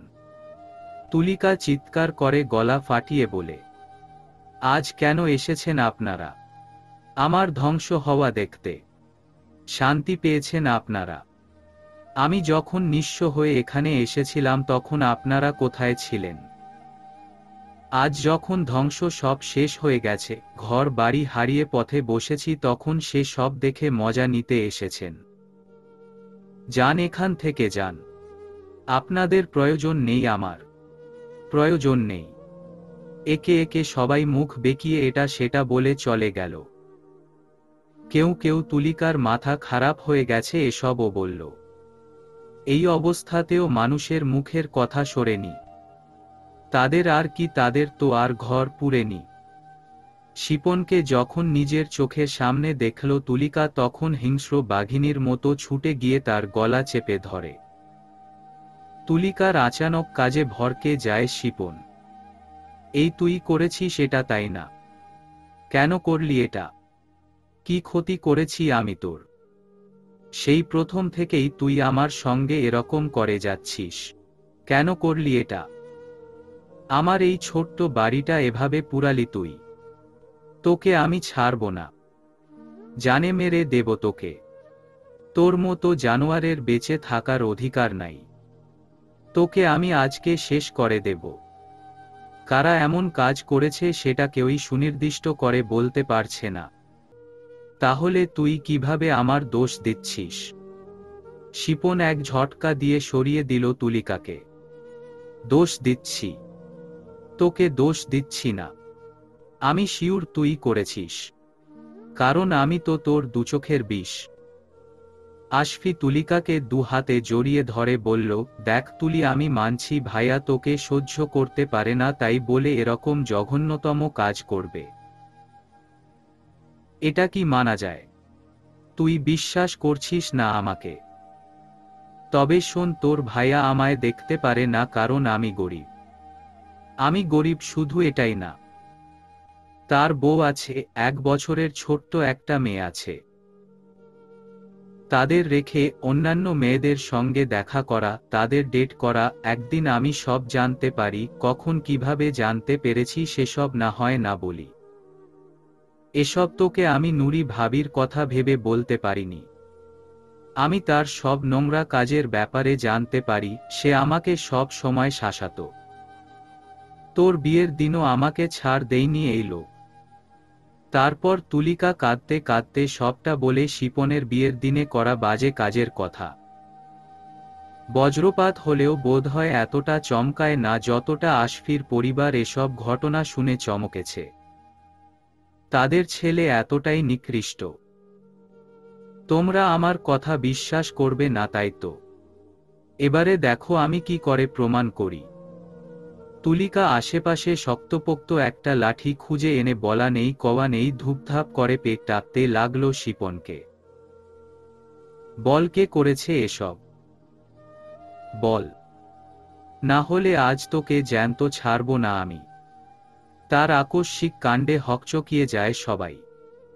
তুলিকাকে যে আটকাতে আসছে তাকেই পেটাচ্ছে। কেউ সাহস করে আগাতে পারছে না। তুলিকাকে এখন হিংস্র বাঘিনী লাগছে। তার সামনে গেলেই মনে হচ্ছে চোখ দিয়ে ভস্ম করে দেবে। মারের প্রকোপ সহ্য না করতে পেরে শিপন গড়গড় করে সব স্বীকার করে। সে শুধুমাত্র তুলিকাকে সহ্য করতে পারত না বলেই এসব করেছে।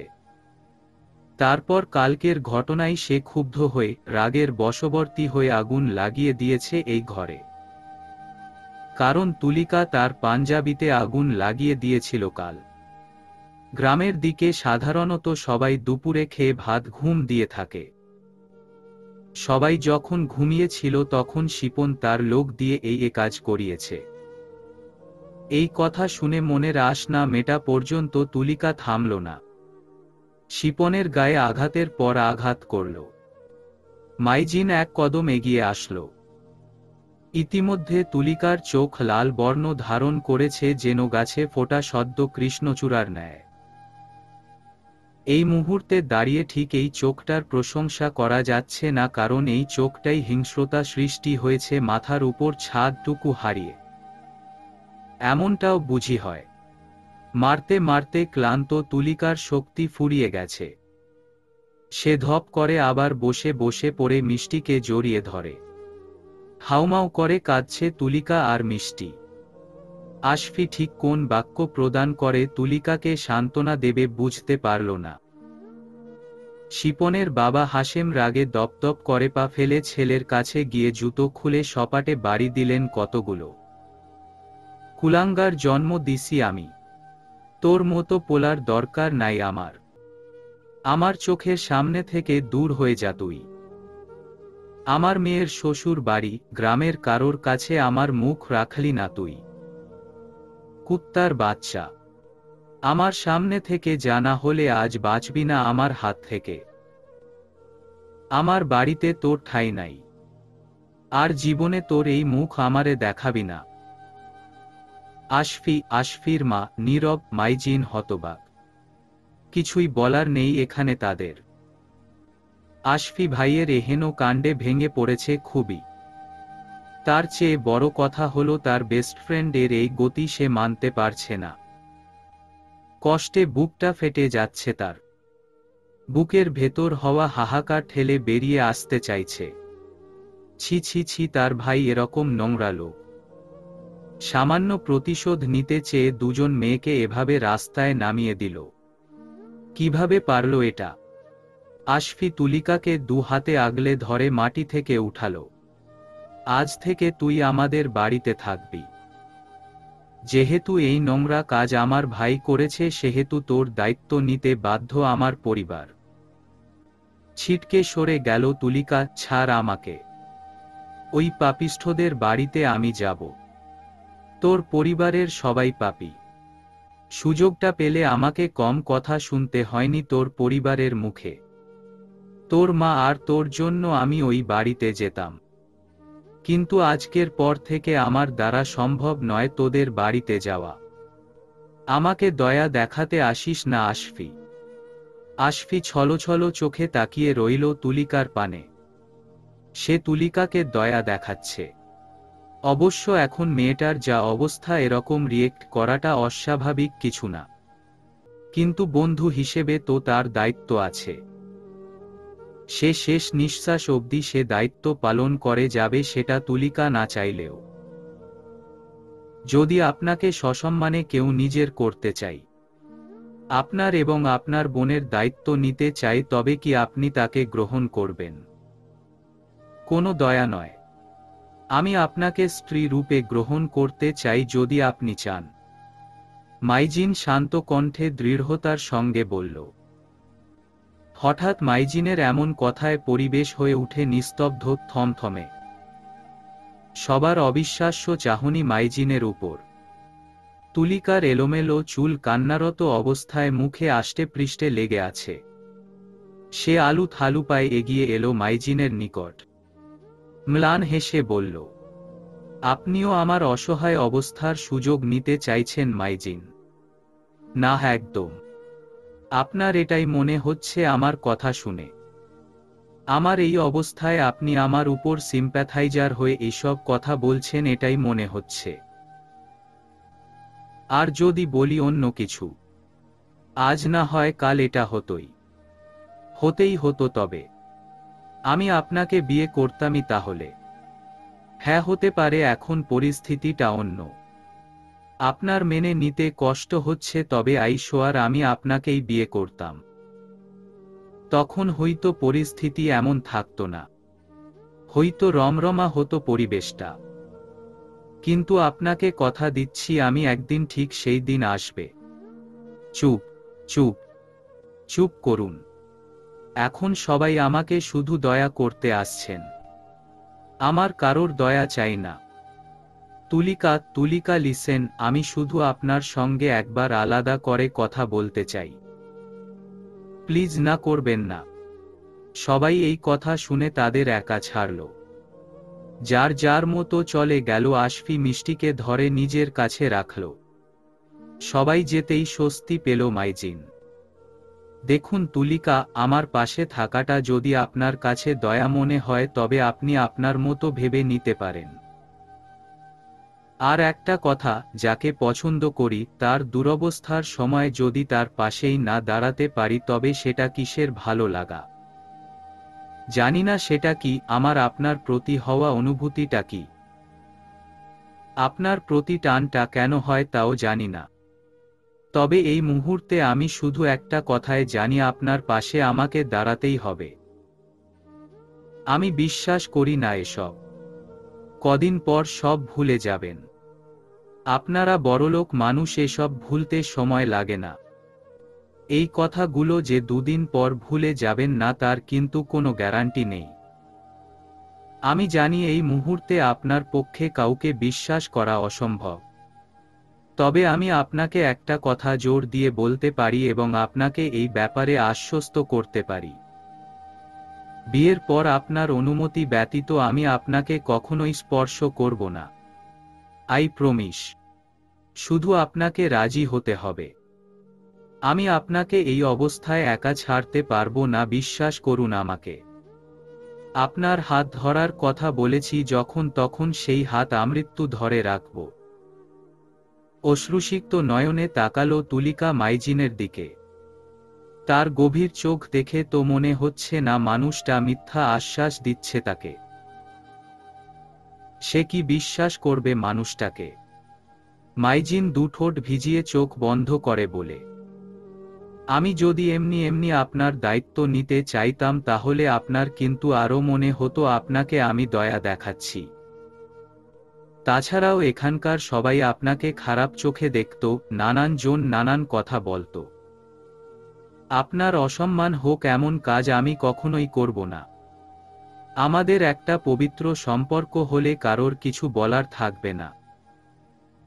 এমনকি আপনার আমার প্রতি অধিকার থাকবে, আর আমার আপনার প্রতি একটা হালাল দায়িত্ব, কর্তব্য, ভালোবাসা, সব কিছুই থাকবে শুধুই আপনার প্রতি। আপনি শুধু বিশ্বাস করুন আমাকে আর বিয়েতে হ্যাঁ বলুন। প্লিজ। আজই আপনাকে আমি বিয়ে করতে চাই। তুলিকা নীরব ভূমিকা পালন করছে। নীরবতাই সম্মতির লক্ষণ বলে ধরে নিল মাইজিন। তারপরও ভয় হচ্ছে মাইজিনের। যদি রাজি না হয় তুলিকা বেঁকে বসে তখন? মাইজিনকে পাশ কাটিয়ে আশফির কাছে গেল তুলিকা। সে আশফির কাছে গিয়ে নিজের মতামত জানালো। তার এখন নিজের কথা ভাবলে চলবে না, শুধু মিষ্টির কথাও ভাবতে হবে।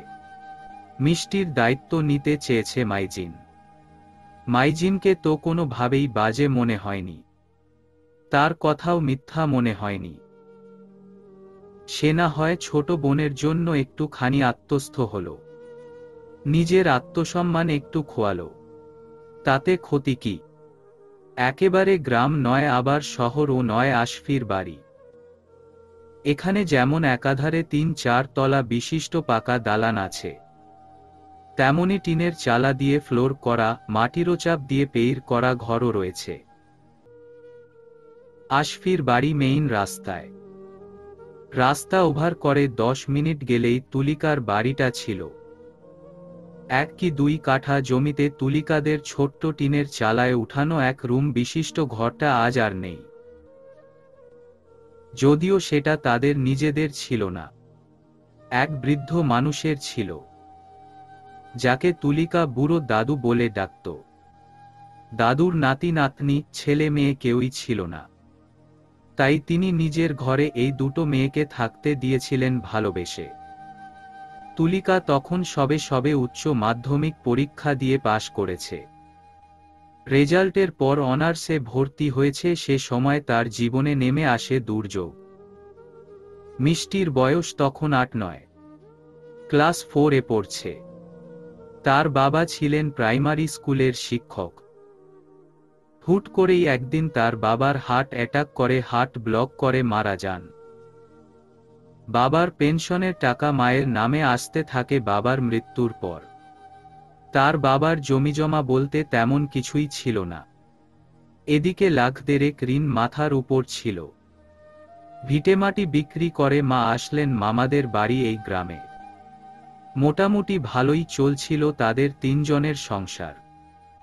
বাবার পেনশনের টাকা আসছে বলেই হয়তো মামা মামিরা তাদের আশ্রয় দিয়েছিলেন।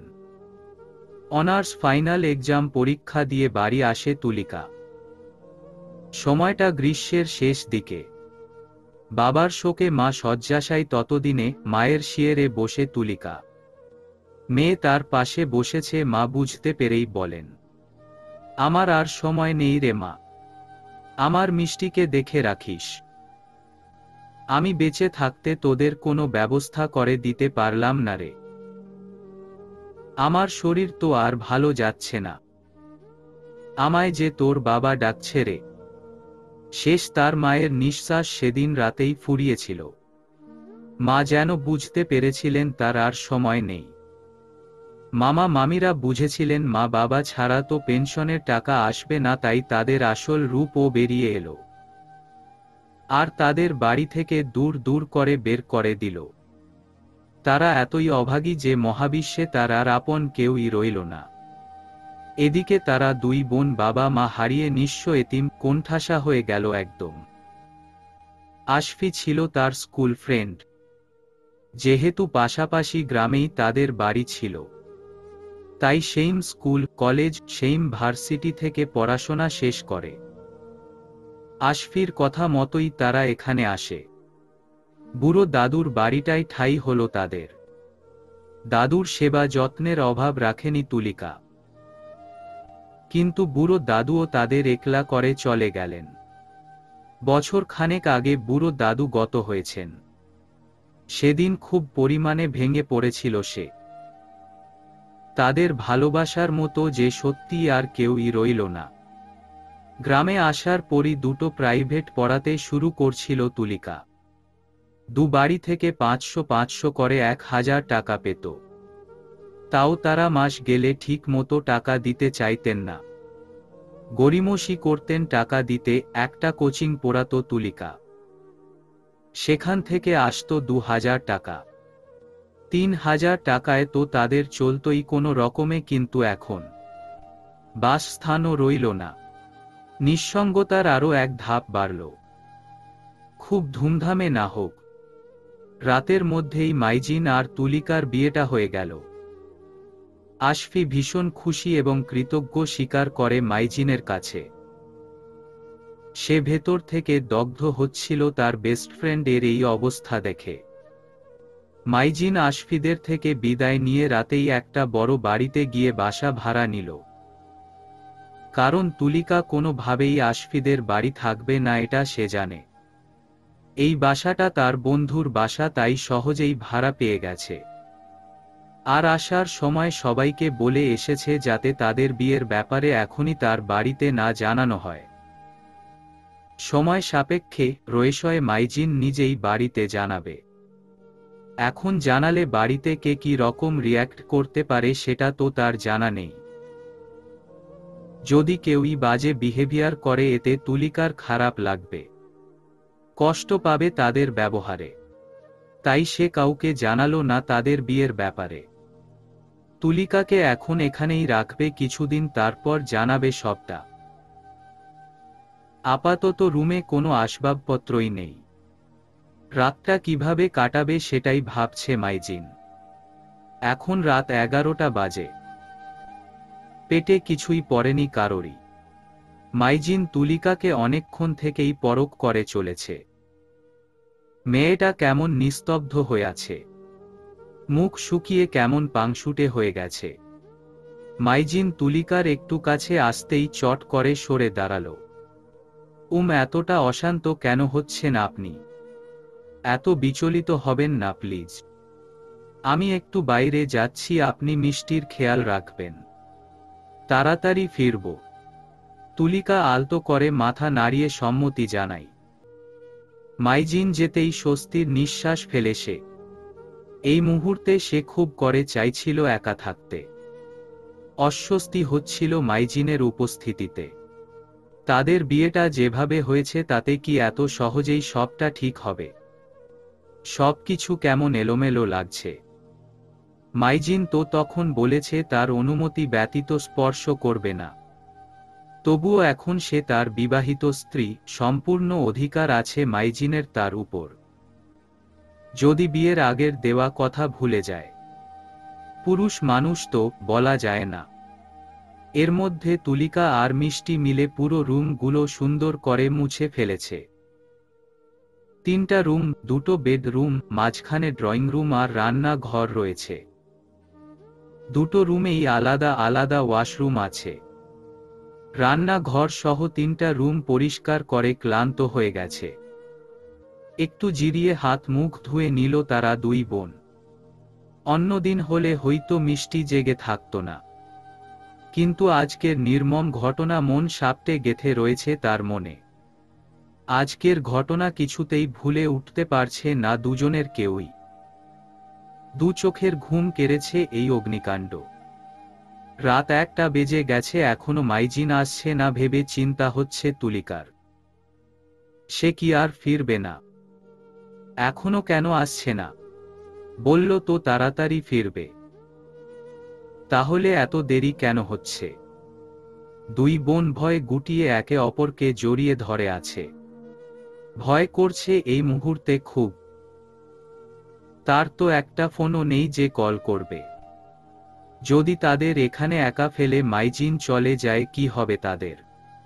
মনের মধ্যে নানান আজে বাজে চিন্তা ভর করছে তার।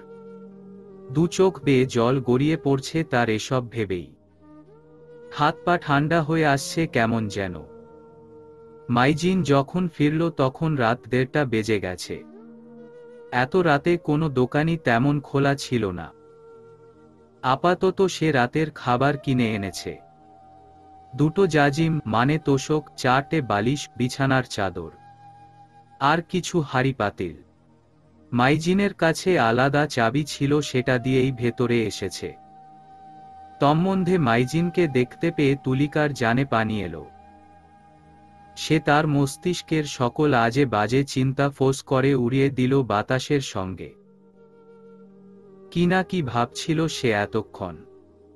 মাইজিন একটু হাসল তুলিকার স্বস্তির শ্বাস ফেলা দেখে। সে জিনিসপত্র সব ঘর আনতে আনতে বলল, ভয় পেয়ে গেছিলেন আপনি আমার আসতে দেরি হচ্ছে বলে? কি ভেবেছিলেন আর আসব না?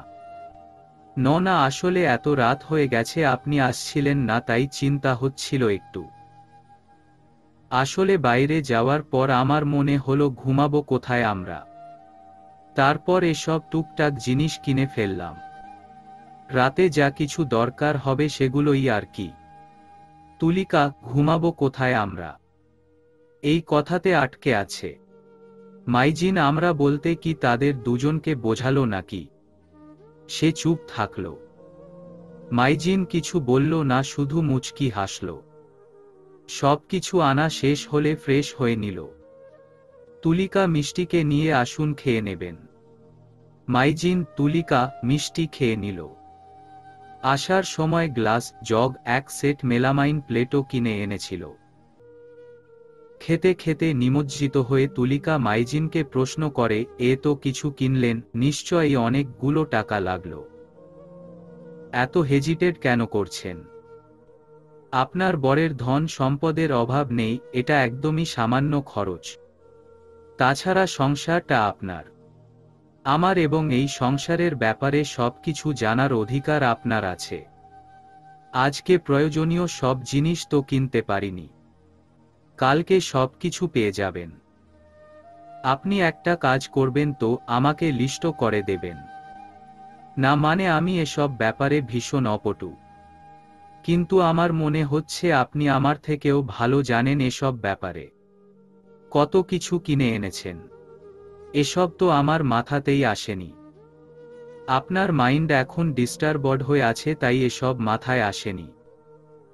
খাওয়া শেষ করে শুতে আসুন। শুতে আসুন কথাটাই আবার আটকে যায় তুলিকা।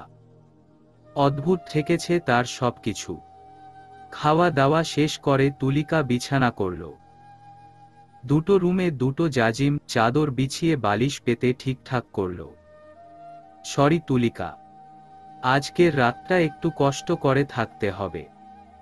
কাল খাট কিনে দেব। আমাকে ক্ষমা করবেন, আপনার প্রয়োজনীয় জিনিস দিতে পারলাম না। কষ্ট পেতে দেব না বলেও সে কথা রাখতে পারলাম না। না না, কষ্ট কিসের?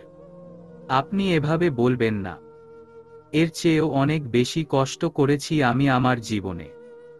আমার কাছে এসব কিছুই না। আপনি এত ভাববেন না আমাকে নিয়ে। আচ্ছা, আপনি মিষ্টির সঙ্গে শুয়ে পড়ুন পাশের রুমে। আমি ওই রুমে গিয়ে ঘুমিয়ে পড়ছি। মাইজিন শুতে চলে গেল, আর তুলিকা ঠাই দাঁড়িয়ে থাকে। কি অকপটে সবকিছু বলল মাইজিন। অথচ সে কি সব যাতা ভাবছিল। মানুষটা কি সত্যি এতটাই ভালো? কতটা নিদারুণ চাহনি মাইজিনের। তার গভীর কালো চোখ, কি পবিত্র চাহনি, যেন রাজ্যের স্বপ্ন বোনা সেই দু চোখে। কালো শার্টে তার লাল ফর্সা শরীর যেন আরো কিছুটা লাল লাগছিল তার কাছে। তার কথা কতটা মাধুর্যযুক্ত। তার আচার ব্যবহার, কথাবার্তা শুনেই বোঝা যাচ্ছে সে কতটা সম্ভ্রান্ত ফ্যামিলির মানুষ। মাইজিনের মা তো তাকে পছন্দই করে না, তিনি কি এই বিয়েটা মানবেন? যদি কোনো দিনও না মানেন তাদেরকে। সেদিনই তো তাকে কিভাবে চোর প্রতিপন্ন করতে চেয়েছিলেন মহিলা। এমন একজন ভালো মানুষের ওরকম মা হয় বুঝি? মাইজিনের বাবা আশফির বিয়েতে আসেন। মাইজিন কি তার বাবার মতো হয়েছে? ভোরবেলায় তুলিকা উঠে বসে আছে। সকালে কি রান্না করবে? কিছুই তো নেই। এতক্ষণ দুটো মেয়ে গুটি সুটি মেরে বসে আছে। খিদেতে পেটে মোচড় দিয়ে উঠল মিষ্টির। এই বুবুজান, খিদে লাগছে যে। চুপ করবি? নতুন বাসা কিভাবে কি করব বুঝিস না? এরকম তো কতই অনাহারে থেকেছিস, তবে আজকে কেন পারছিস না? মাইজিনের ঘুম ভাঙল 12টায়। ঝাঁপিয়ে উঠে মাইজিন। আল্লাহ, সে এতটা কেয়ারলেস হলো কি করে? বাড়িতে দুটো মেয়ে আছে এটা সে কিভাবে ভুলে গেল? দেরিতে ঘুম থেকে উঠা যে তার রোজকার অভ্যাস, সেটা কিন্তু একদমই নয়। এমনিতে সে খুবই পাংচুয়াল, কিন্তু কাল রাতে ঘুমাতে ঘুমাতে ভোর 4টে বাজে ঘুমিয়েছিল। এই জন্য এখন এত বেলা করে ঘুম ভেঙেছে। সে পাশের রুমে গিয়ে গলা পরিষ্কার করে তার উপস্থিতির জানান দিল। তুলিকা ঘাড় ঘুরিয়ে দেখল মাইজিনকে। মুচকি হাসে তুলিকা। বিনিময়ে মাইজিনও হাসে। সে লজ্জায় মাথা নত করে বলে, সরি, এত বেলা হয়ে গেছে। আপনাকে আবারও কষ্ট দিয়ে ফেললাম তুলিকা। আপনার বর একটা অপদার্থ ছেলে, কোনো দায়িত্বজ্ঞান নেই। আরে আপনি এত ভাবছেন কেন? আমার খুব খিদে পেয়েছে মাইজিন ভাইয়া, বলল মিষ্টি। তুলিকা মিষ্টির দিকে চোখ রাঙিয়ে তাকালে দমে গেল মিষ্টি। মিষ্টির কথায় মাইজিনের খারাপ লাগা যেন আকাশ ছুঁই ছুঁই। সে ম্লান মুখে বলে, আসলে এত বেলা অবধি ঘুমোই না আমি। সকালে অফিস থাকে আমার। কিন্তু আজ কিভাবে যে এত ঘুমালাম। সমস্যা নেই, আপনি ফ্রেশ হয়ে নিন। আমি বুঝতে পেরেছিলাম আপনার ঘুম হয়নি রাতে। আমি এতটা নির্বোধের মতো কাজ করলাম কিভাবে। আপনি আমাকে একটু যদি ডেকে দিতেন। আমি ভেবেছিলাম আপনি বেলা অবধি ঘুমান, তাই ডাকিনি। আমি একটু বাইরে যাচ্ছি, আপনি প্লিজ একটু অপেক্ষা করুন। তুলিকা মাথা নাড়ল। মাইজিনের ভীষণ খারাপ লাগছে তুলিকা আর মিষ্টির শুকনো মুখ দেখে। নিশ্চয়ই অনেক খিদে পেয়েছে মেয়ে দুটোর। এখনো পর্যন্ত একদিন হয়েছে অথচ সে নিজের দায়িত্বে অপারগ। ছি ছি, নিজেই নিজেকে ধিক্কার দিচ্ছে সে। তুলিকার চোখের দিকে তাকাতে পারছিল না এই রকম একটা ভুলের জন্য। তুই একটা দায়িত্বজ্ঞানহীন পুরুষ মাইজিন। দুটো মানুষের দায়িত্ব নিতে পারিস না, আবার বড় বড় গল্প করিস। তুই একটা গাধা, ইররেসপন্সিবল তুই মাইজিন সুলতান। যেতে যেতে নিজেকে হাজারটা বকা দিল মাইজিন। সকালের খাবার খেয়ে মার্কেটে যেতে হবে। তুলিকা আর মিষ্টিকেও সঙ্গে নেবে। ওদের প্রয়োজনীয় সব জিনিস কিনে দিতে হবে। সকল প্রয়োজনীয় জিনিস কিনে আনার পর তারা তিনজন মিলে সব কিছু গুছিয়ে ফেলার কাজে লেগে গেল। ফ্রিজ, দুটো খাট, একটা কাউচ, ডাইনিং টেবিল, গ্যাসের চুলা। বাজারের মধ্যে মাছ, মাংস, সকল সবজি, রান্নাঘরে রাখার জন্য রান্নার সকল প্রয়োজনীয় গুডস কেনা হয়েছে। তুলিকা আর মিষ্টির জন্য বেশ অনেকগুলো জামা কেনাকাটা হয়েছে। যদিও তুলিকা জামা কেনার সময় বারবার বারণ করেছিল মাইজিনকে, এত সব ড্রেস তার লাগবে না, দুটো হলেই হবে। কিন্তু মাইজিন তার কথা শুনেইনি। তারা একসাথে দুটো খাট, ঘর সাজালো। তুলিকা মাছ মাংস সব কেটে ফ্রিজে তুলে রাখল। দুপুরের খাবার তারা বাইরে থেকেই খেয়ে এসেছে। মাইজিন কাজের ফাঁকে ফাঁকে তুলিকাকে পরখ করছিল। মেয়েটা এত কিছুর পরেও ক্লান্ত হয়নি। মাইজিন তাকে দেখে মুচকি হাসে। এরকম একজন মানুষ তার জীবনে আসবে সে কখনোই ভাবেনি। এমন শান্ত শিষ্ট মেয়ে সে তার কল্পনায় রাখত। সব কাজ শেষ হলে তুলিকা গোসল করে নতুন একটা 3 পিস পরল। মিষ্টিও গোসল করে কালো খয়েরি রঙের একটা জামা পরে নিল। মিষ্টিকে একদম মিষ্টি পরি লাগছে এতে। তুলিকা বোনকে আদর করে রাতের রান্না চাপালো। মিষ্টিও বোনের কাজে সাহায্য করল। রাতের খাবার খাওয়ার পর মাইজিন তুলিকার রান্নার ভীষণ প্রশংসা করল। মিষ্টি ঘুমানোর পর মাইজিন তুলিকাকে ডাকল, ডেকে তার হাতে একটা ফোন দিল। প্রথমে ফোন পেয়ে অবাক হয়ে যায় তুলিকা। ফোন দিয়ে আমি কি করব? কি করবেন মানে? আমি অফিস গেলে আমাকে কল করবেন। আর একটা ফোন যে কতটা প্রয়োজনীয় সেটা জানেন না। সত্যিই একটা ফোনের প্রয়োজন আছে। কাল যখন মাইজিন আসতে লেট করছিল তখন তো তার বেশ চিন্তা হচ্ছিল। ফোন থাকলে কল করে জেনে নেওয়া যাবে এরপর তার অবস্থান। তুলিকা হেসে ফেলে আনমনে। সে প্রস্থান করতে চাইলে মাইজিন আর একটা পিঙ্ক কালারের শাড়ি দিয়ে মুচকি হেসে বলে, এটা আপনার জন্য। আপনি যেদিন আমাকে মেনে নিয়ে আমাকে কাছে চাইবেন সেদিন এই শাড়িটা পরে আমার সামনে আসবেন। সেদিন আমি বুঝে যাব আপনি আমাকে ভালোবাসেন, আমাকে গ্রহণ করতে চান সম্পূর্ণরূপে। তুলিকা লজ্জায় আবিষ্ট হয়ে এদিক সেদিকে চোখ ঘুরিয়ে বলে, আমি যদি কখনো রাগ করি সে রাগ ভাঙাবেন কিভাবে? আমি তো আপনার ধরা ছোঁয়ার বাইরে। তুলিকা জানে না এই প্রশ্নটা সে কেন করল। নিতান্তই অবান্তর আর ফালতু একটা প্রশ্ন ছিল এটা। কিন্তু এমনিতেই মাথায় এসেছে তাই করল প্রশ্নটা। আপনাকে না ছুঁয়ে, আপনার কাছে না গিয়েও ঠিক আপনার রাগ অভিমান ভাঙিয়ে নেব। সে ক্ষমতা মাইজিন সুলতান রাখে। আপনার মনের অব্যক্ত কথা বুঝে নেব আপনার চোখের দিকে তাকিয়েই। হাউ ইউ অবজার্ভ মাই আইস। কেন অবজার্ভ করা নিষেধ? না, তা নয়। যদি আপনার সামনে না থাকি আমি, তখন মানে ধরুন আমি সামনে নেই আপনার, তখন কিভাবে অবজার্ভ করবেন যদি আমি ডিসপ্লে এর ওপাশে অবস্থান করি? ইভেন্ট। ইভেন্ট। চোখ বন্ধ করে কল্পনা করব না হয়। আপনাকে শুধুই অনুভব করে কল্পনায় আপনার অভিমান ভাঙাব। মাইজিনের এমন মিষ্ট ভাষায় লজ্জা পেয়ে যায় তুলিকা। মিষ্টি ঘুমিয়ে গেছে আজ। যদি মিষ্টি জেগে থাকা অবস্থায় মাইজিন তাকে ডাকত তবে ভীষণ লজ্জায় পড়ত মেয়েটা। ছোট বোন যদি কিছু ভেবে বসে তখন লজ্জা পাবে না তুলিকা। তাই মাইজিন মিষ্টি ঘুমানোর পরই তুলিকাকে ডাকে, চলুন বারান্দায় গিয়ে বসি, কিছুক্ষণ গল্প করা যাক। চলুন। তারা দুজন টুলসের উপর বসে আকাশের পানে তাকায় দুজনেই।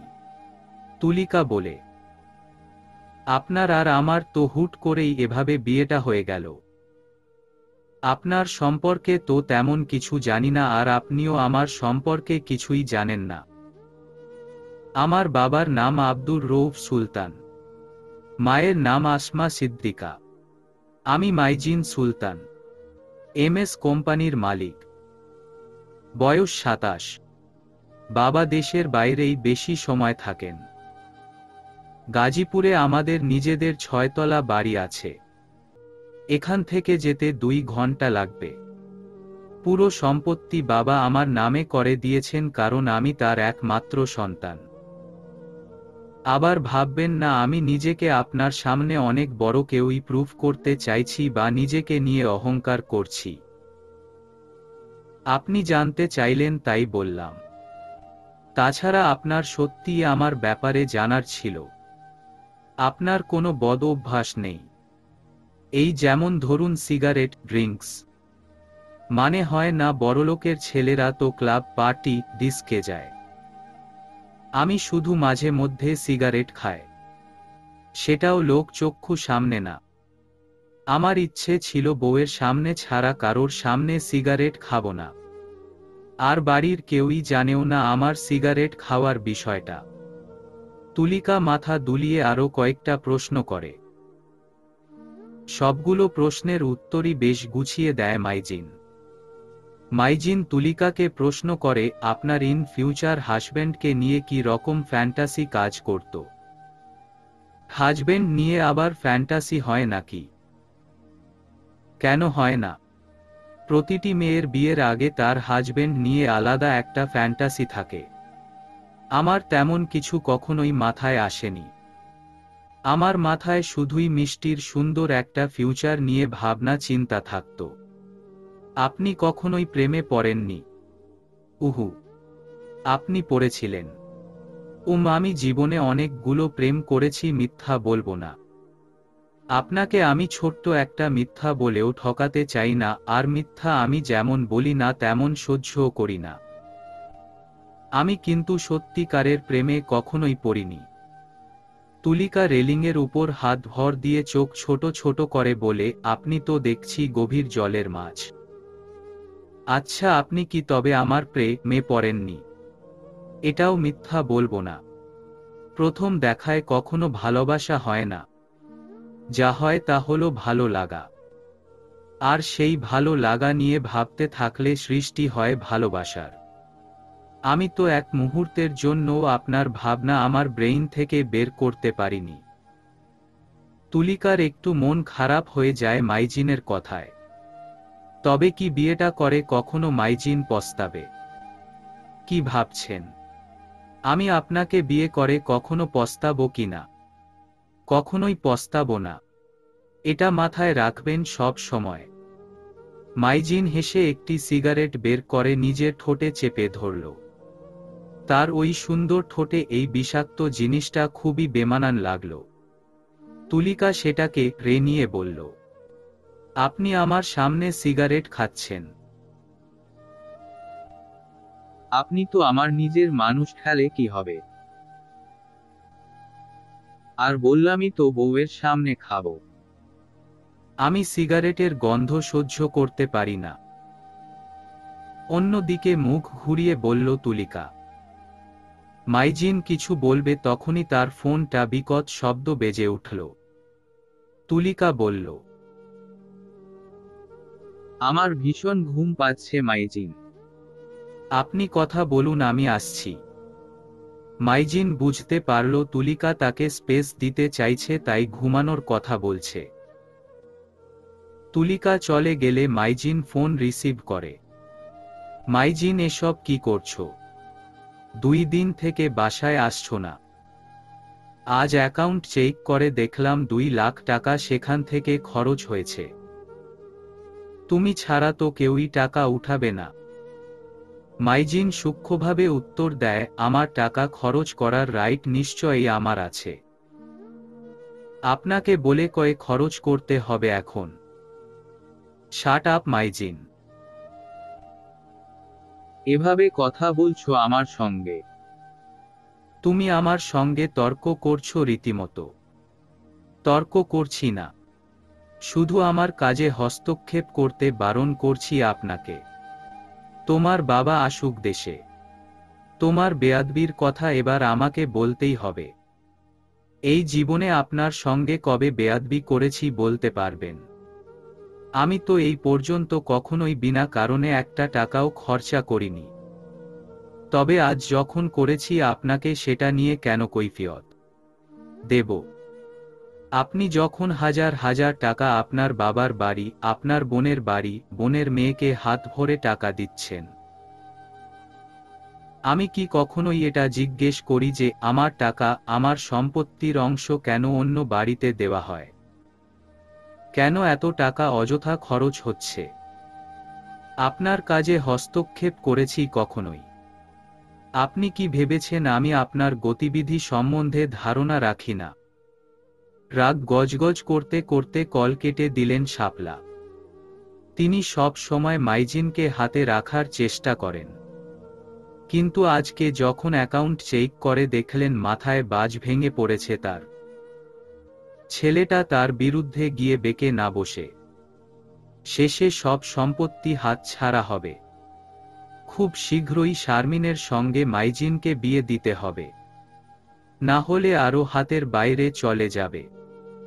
তুলিকা বিছানায় শুয়ে শুয়ে এপাশ ওপাশ করছে। কিছুতেই দু চোখে ঘুম আসছে না। মাথার মধ্যে মাইজিনের কথা ঘুরপাক খাচ্ছে সামনতালে। সে উঠে বসল বিচলিত হয়ে। মাইজিন তার মায়ের নাম আসমা সিদ্দিকা কেন বলল? এটা তো তখন সে ভাবেনি। সে যতটুকু জানে মাইজিনের মা মানে তার শাশুড়ির নাম শাপলা। হ্যাঁ, তার স্পষ্ট মনে আছে মাইজিনের মায়ের নাম শাপলা। তবে আসমা সিদ্দিকা কার নাম? নাকি আসমা সিদ্দিকা মাইজিনের মায়ের ভালো নাম? শাপলা নামটা সবাই জানে। সকালে কিছু পোড়ার গন্ধে ঘুম ভাঙে তুলিকার।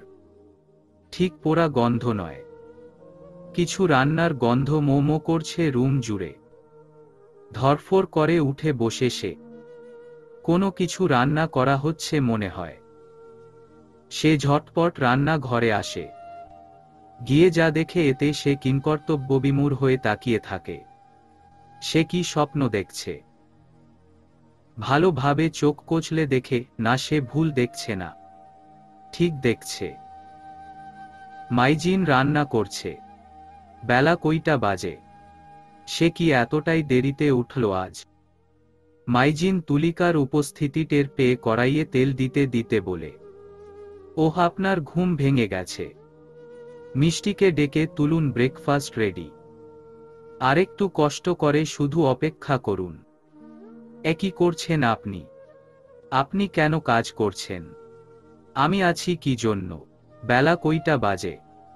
6:30 কি 7টা মতো বাজবে হয়তো। নামাজ পড়ে আসার পর আর ঘুম ধরেনি, তাই কাজ করতে বসে গেছি। এতে তো অবাক হওয়ার কিছু নেই।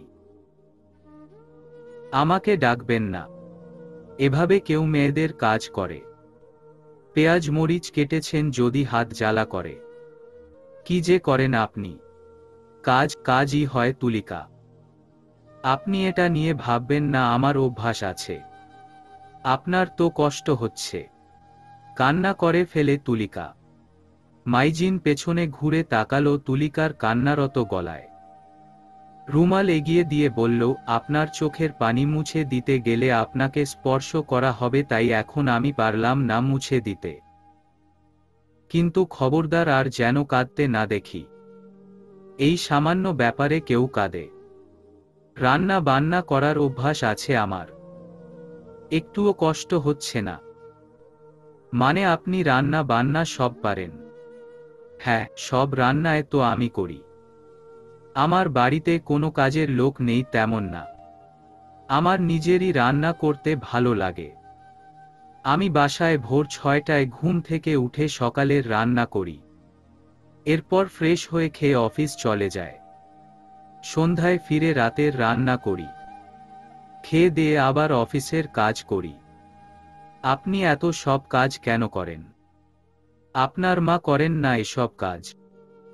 মাহ হাসালেন। আসুন আসুন, খাবার রেডি। মিষ্টিকে ডেকে তুলুন। বলেই গ্যাস অফ করে মাইজিন ফ্রেশ হতে যায়। তুলিকা আবারও ভাবনায় বিভোর হয়ে দাঁড়িয়ে থাকে। মাইজিন কি বলল এটা? ওভাবে হাসল কেন? তার হাসিতে এত বেদনা কেন দেখতে পেল সে? হাসিটা জীবন্ত কেন নয়? শুধু নিজের রান্না করতে ভালো লাগে বলেই রান্না করেন বাসায়, নাকি অন্য কারণে? তারা যখন খেতে বসল তখন খাবার মুখে দিয়ে মিষ্টি অবাক হয়ে যায়। তুলিকা রুটি হাতে নিয়ে নেড়েচেড়ে দেখল। মাইজিন রেডি হয়ে এসে একসাথে বসল। তুলিকা মাইজিনের প্লেটে রুটি দিতে দিতে বলল, এত গোল গোল আর সুন্দর করে রুটি বেলতে পারেন আপনি? আমার তো বিশ্বাসই হচ্ছে না। একটাও রুটি আঁকাবাঁকা হয়নি। আপনার স্বামী সব পারে ম্যাডাম। আমি এসব কাজে ভীষণ অভিজ্ঞ বলতে পারেন। আপনি আমার চেয়েও দারুণ করে রুটি বানিয়েছেন। ইভেন অনেক ভালো বেলতে পারেন। ভাইয়া এত মজার খাওনের আগে আমি কখনোই খায় নাই। আফনের হাতে জাদু আছে, বলল মিষ্টি। তাই? তা মিষ্টি, তুমি কোন ক্লাসে পড়ো? ভাইয়া আমি ক্লাস 8-এ। বইগুলা তো সব পুইরাই গেছে।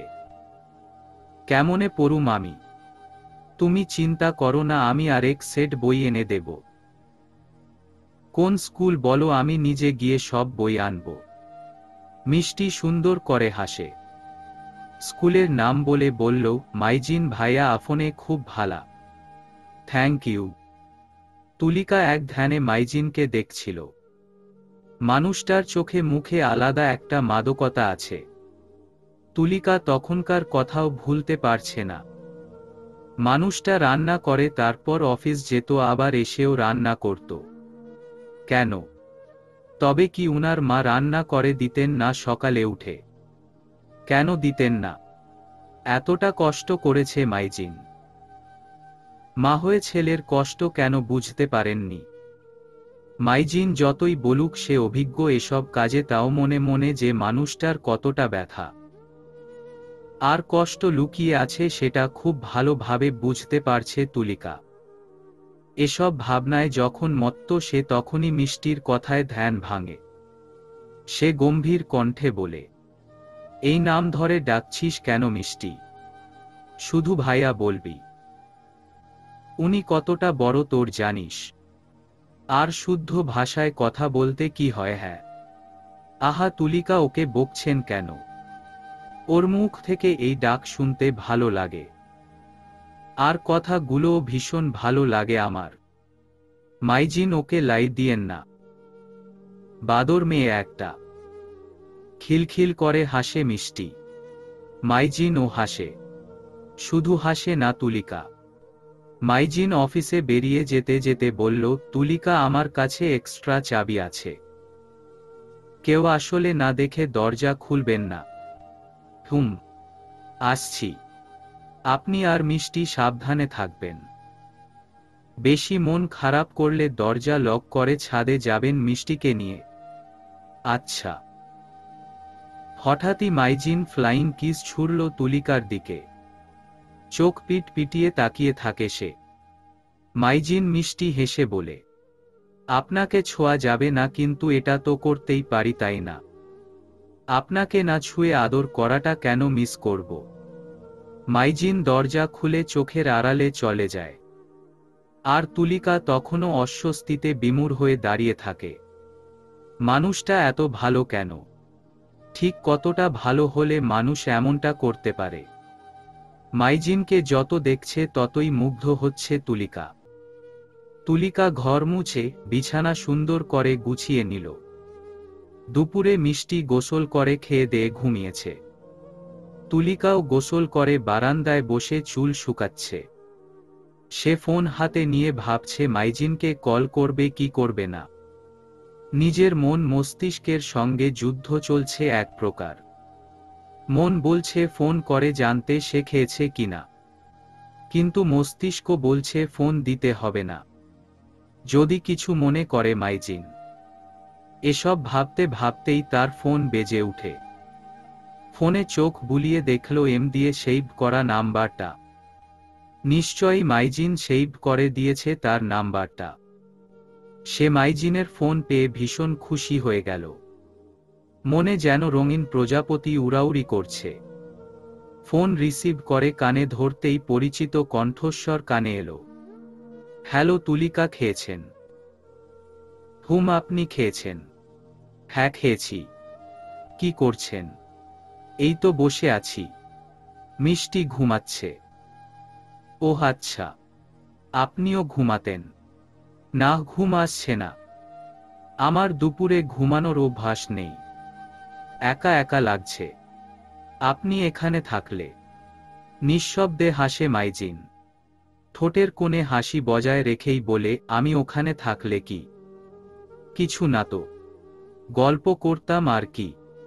তাই এখনো তো গল্প করা যাবে। আপনি তো অফিসে কাজে ব্যস্ত নিশ্চয়ই। উহু, ব্যস্ত না তো। এই মাইজিন সুলতান তার বউয়ের জন্য জান দিয়ে দিতে পারে। শুধু একবার বলুন আপনি কথা বলতে চান বউ। বউ ডাকটা শুনে তুলিকার সারা শরীর কেমন শিউরে উঠে। রন্ধ্রে রন্ধ্রে ভালো লাগা কাজ করে, একই সাথে লজ্জায় ফোন কেটে দিল সে। সে আর একটি শব্দও উচ্চারণ করতে পারবে না। লজ্জায় কানের লতি গরম হয়ে গেছে একদম। মাইজিন কান থেকে ফোন নামিয়ে আলতো করে হেসে ফোনেই চুমু একে দিল। অফিস থেকে আজ সন্ধ্যা 6টায় বাড়ি ফিরল মাইজিন। অফিস ব্যাগ রেখে জুতা আর মোজা খুলে জুতার রেকে রাখল। রান্নাঘর থেকে টুকটাক আওয়াজ আসছে। মাইজিন রান্নাঘরে গেল। আপনি এসে গেছেন? আচ্ছা, ফ্রেশ হয়ে নিন আগে, আমি কফি বানিয়ে দিচ্ছি। আল্লাহ, আমার বউ দেখি অনেক ঘেমে গেছে আজ। আপনার কাজ করতে হবে না, সারাদিন অনেক কাজ করেছেন, এখন আমি কাজ করব। সরুন, সরুন তো এখান থেকে। এ মা, আপনি কি বলছেন এসব? আপনি এইমাত্র অফিস থেকে এসেছেন, ক্লান্ত লাগছে না? আমাকে কি হার্টলেস মনে হয় আপনার? সর্বনাশ! আমি কেন আপনাকে হার্টলেস ভাববো বলুন তো? আপনি হলেন কোমল হৃদয়ের একজন মানুষ। এখন যান, একটু রেস্ট করুন। সারাদিন অনেক কাজ করেছেন। আপনি আমার চেয়েও বেশি কাজ করেছেন, সেটা আমি জানি। আমি এখন কিছুতেই আপনাকে কাজ করতে দিব না। বললেই হলো কাজ করতে দেবেন না। মিষ্টি কই? ওর কোনো আওয়াজ পাচ্ছি না যে। আপনার শালিকা এখনো নাক ডেকে ঘুমাচ্ছে, হেসে বলল তুলিকা। শালিকা বলবেন না, ও আপনার যেমন ছোট্ট আদরের বোন, ঠিক আমারও। আপনি কি দিয়ে তৈরি বলুন তো? আপনি ক্লান্ত হন না, তাই না? ওহো, ক্লান্তি আমাকে ছুতেই পারে না। আচ্ছা, আপনি মোচা চিংড়ি খেয়েছেন এর আগে কখনো? না, এর আগে কখনো খাওয়া হয়নি। ওকে, চলুন, আজকে আমি রান্না করে খাওয়াবো আপনাকে। আপনি শুধু আমাকে অ্যাসিস্ট করুন। বুঝতে পেরেছি, আপনি আমার কথা শুনবেন না, গাল ফুলিয়ে বলল তুলিকা। আর মাইজিন সুন্দর করে দাঁত বের করে বলল, না, চলবে।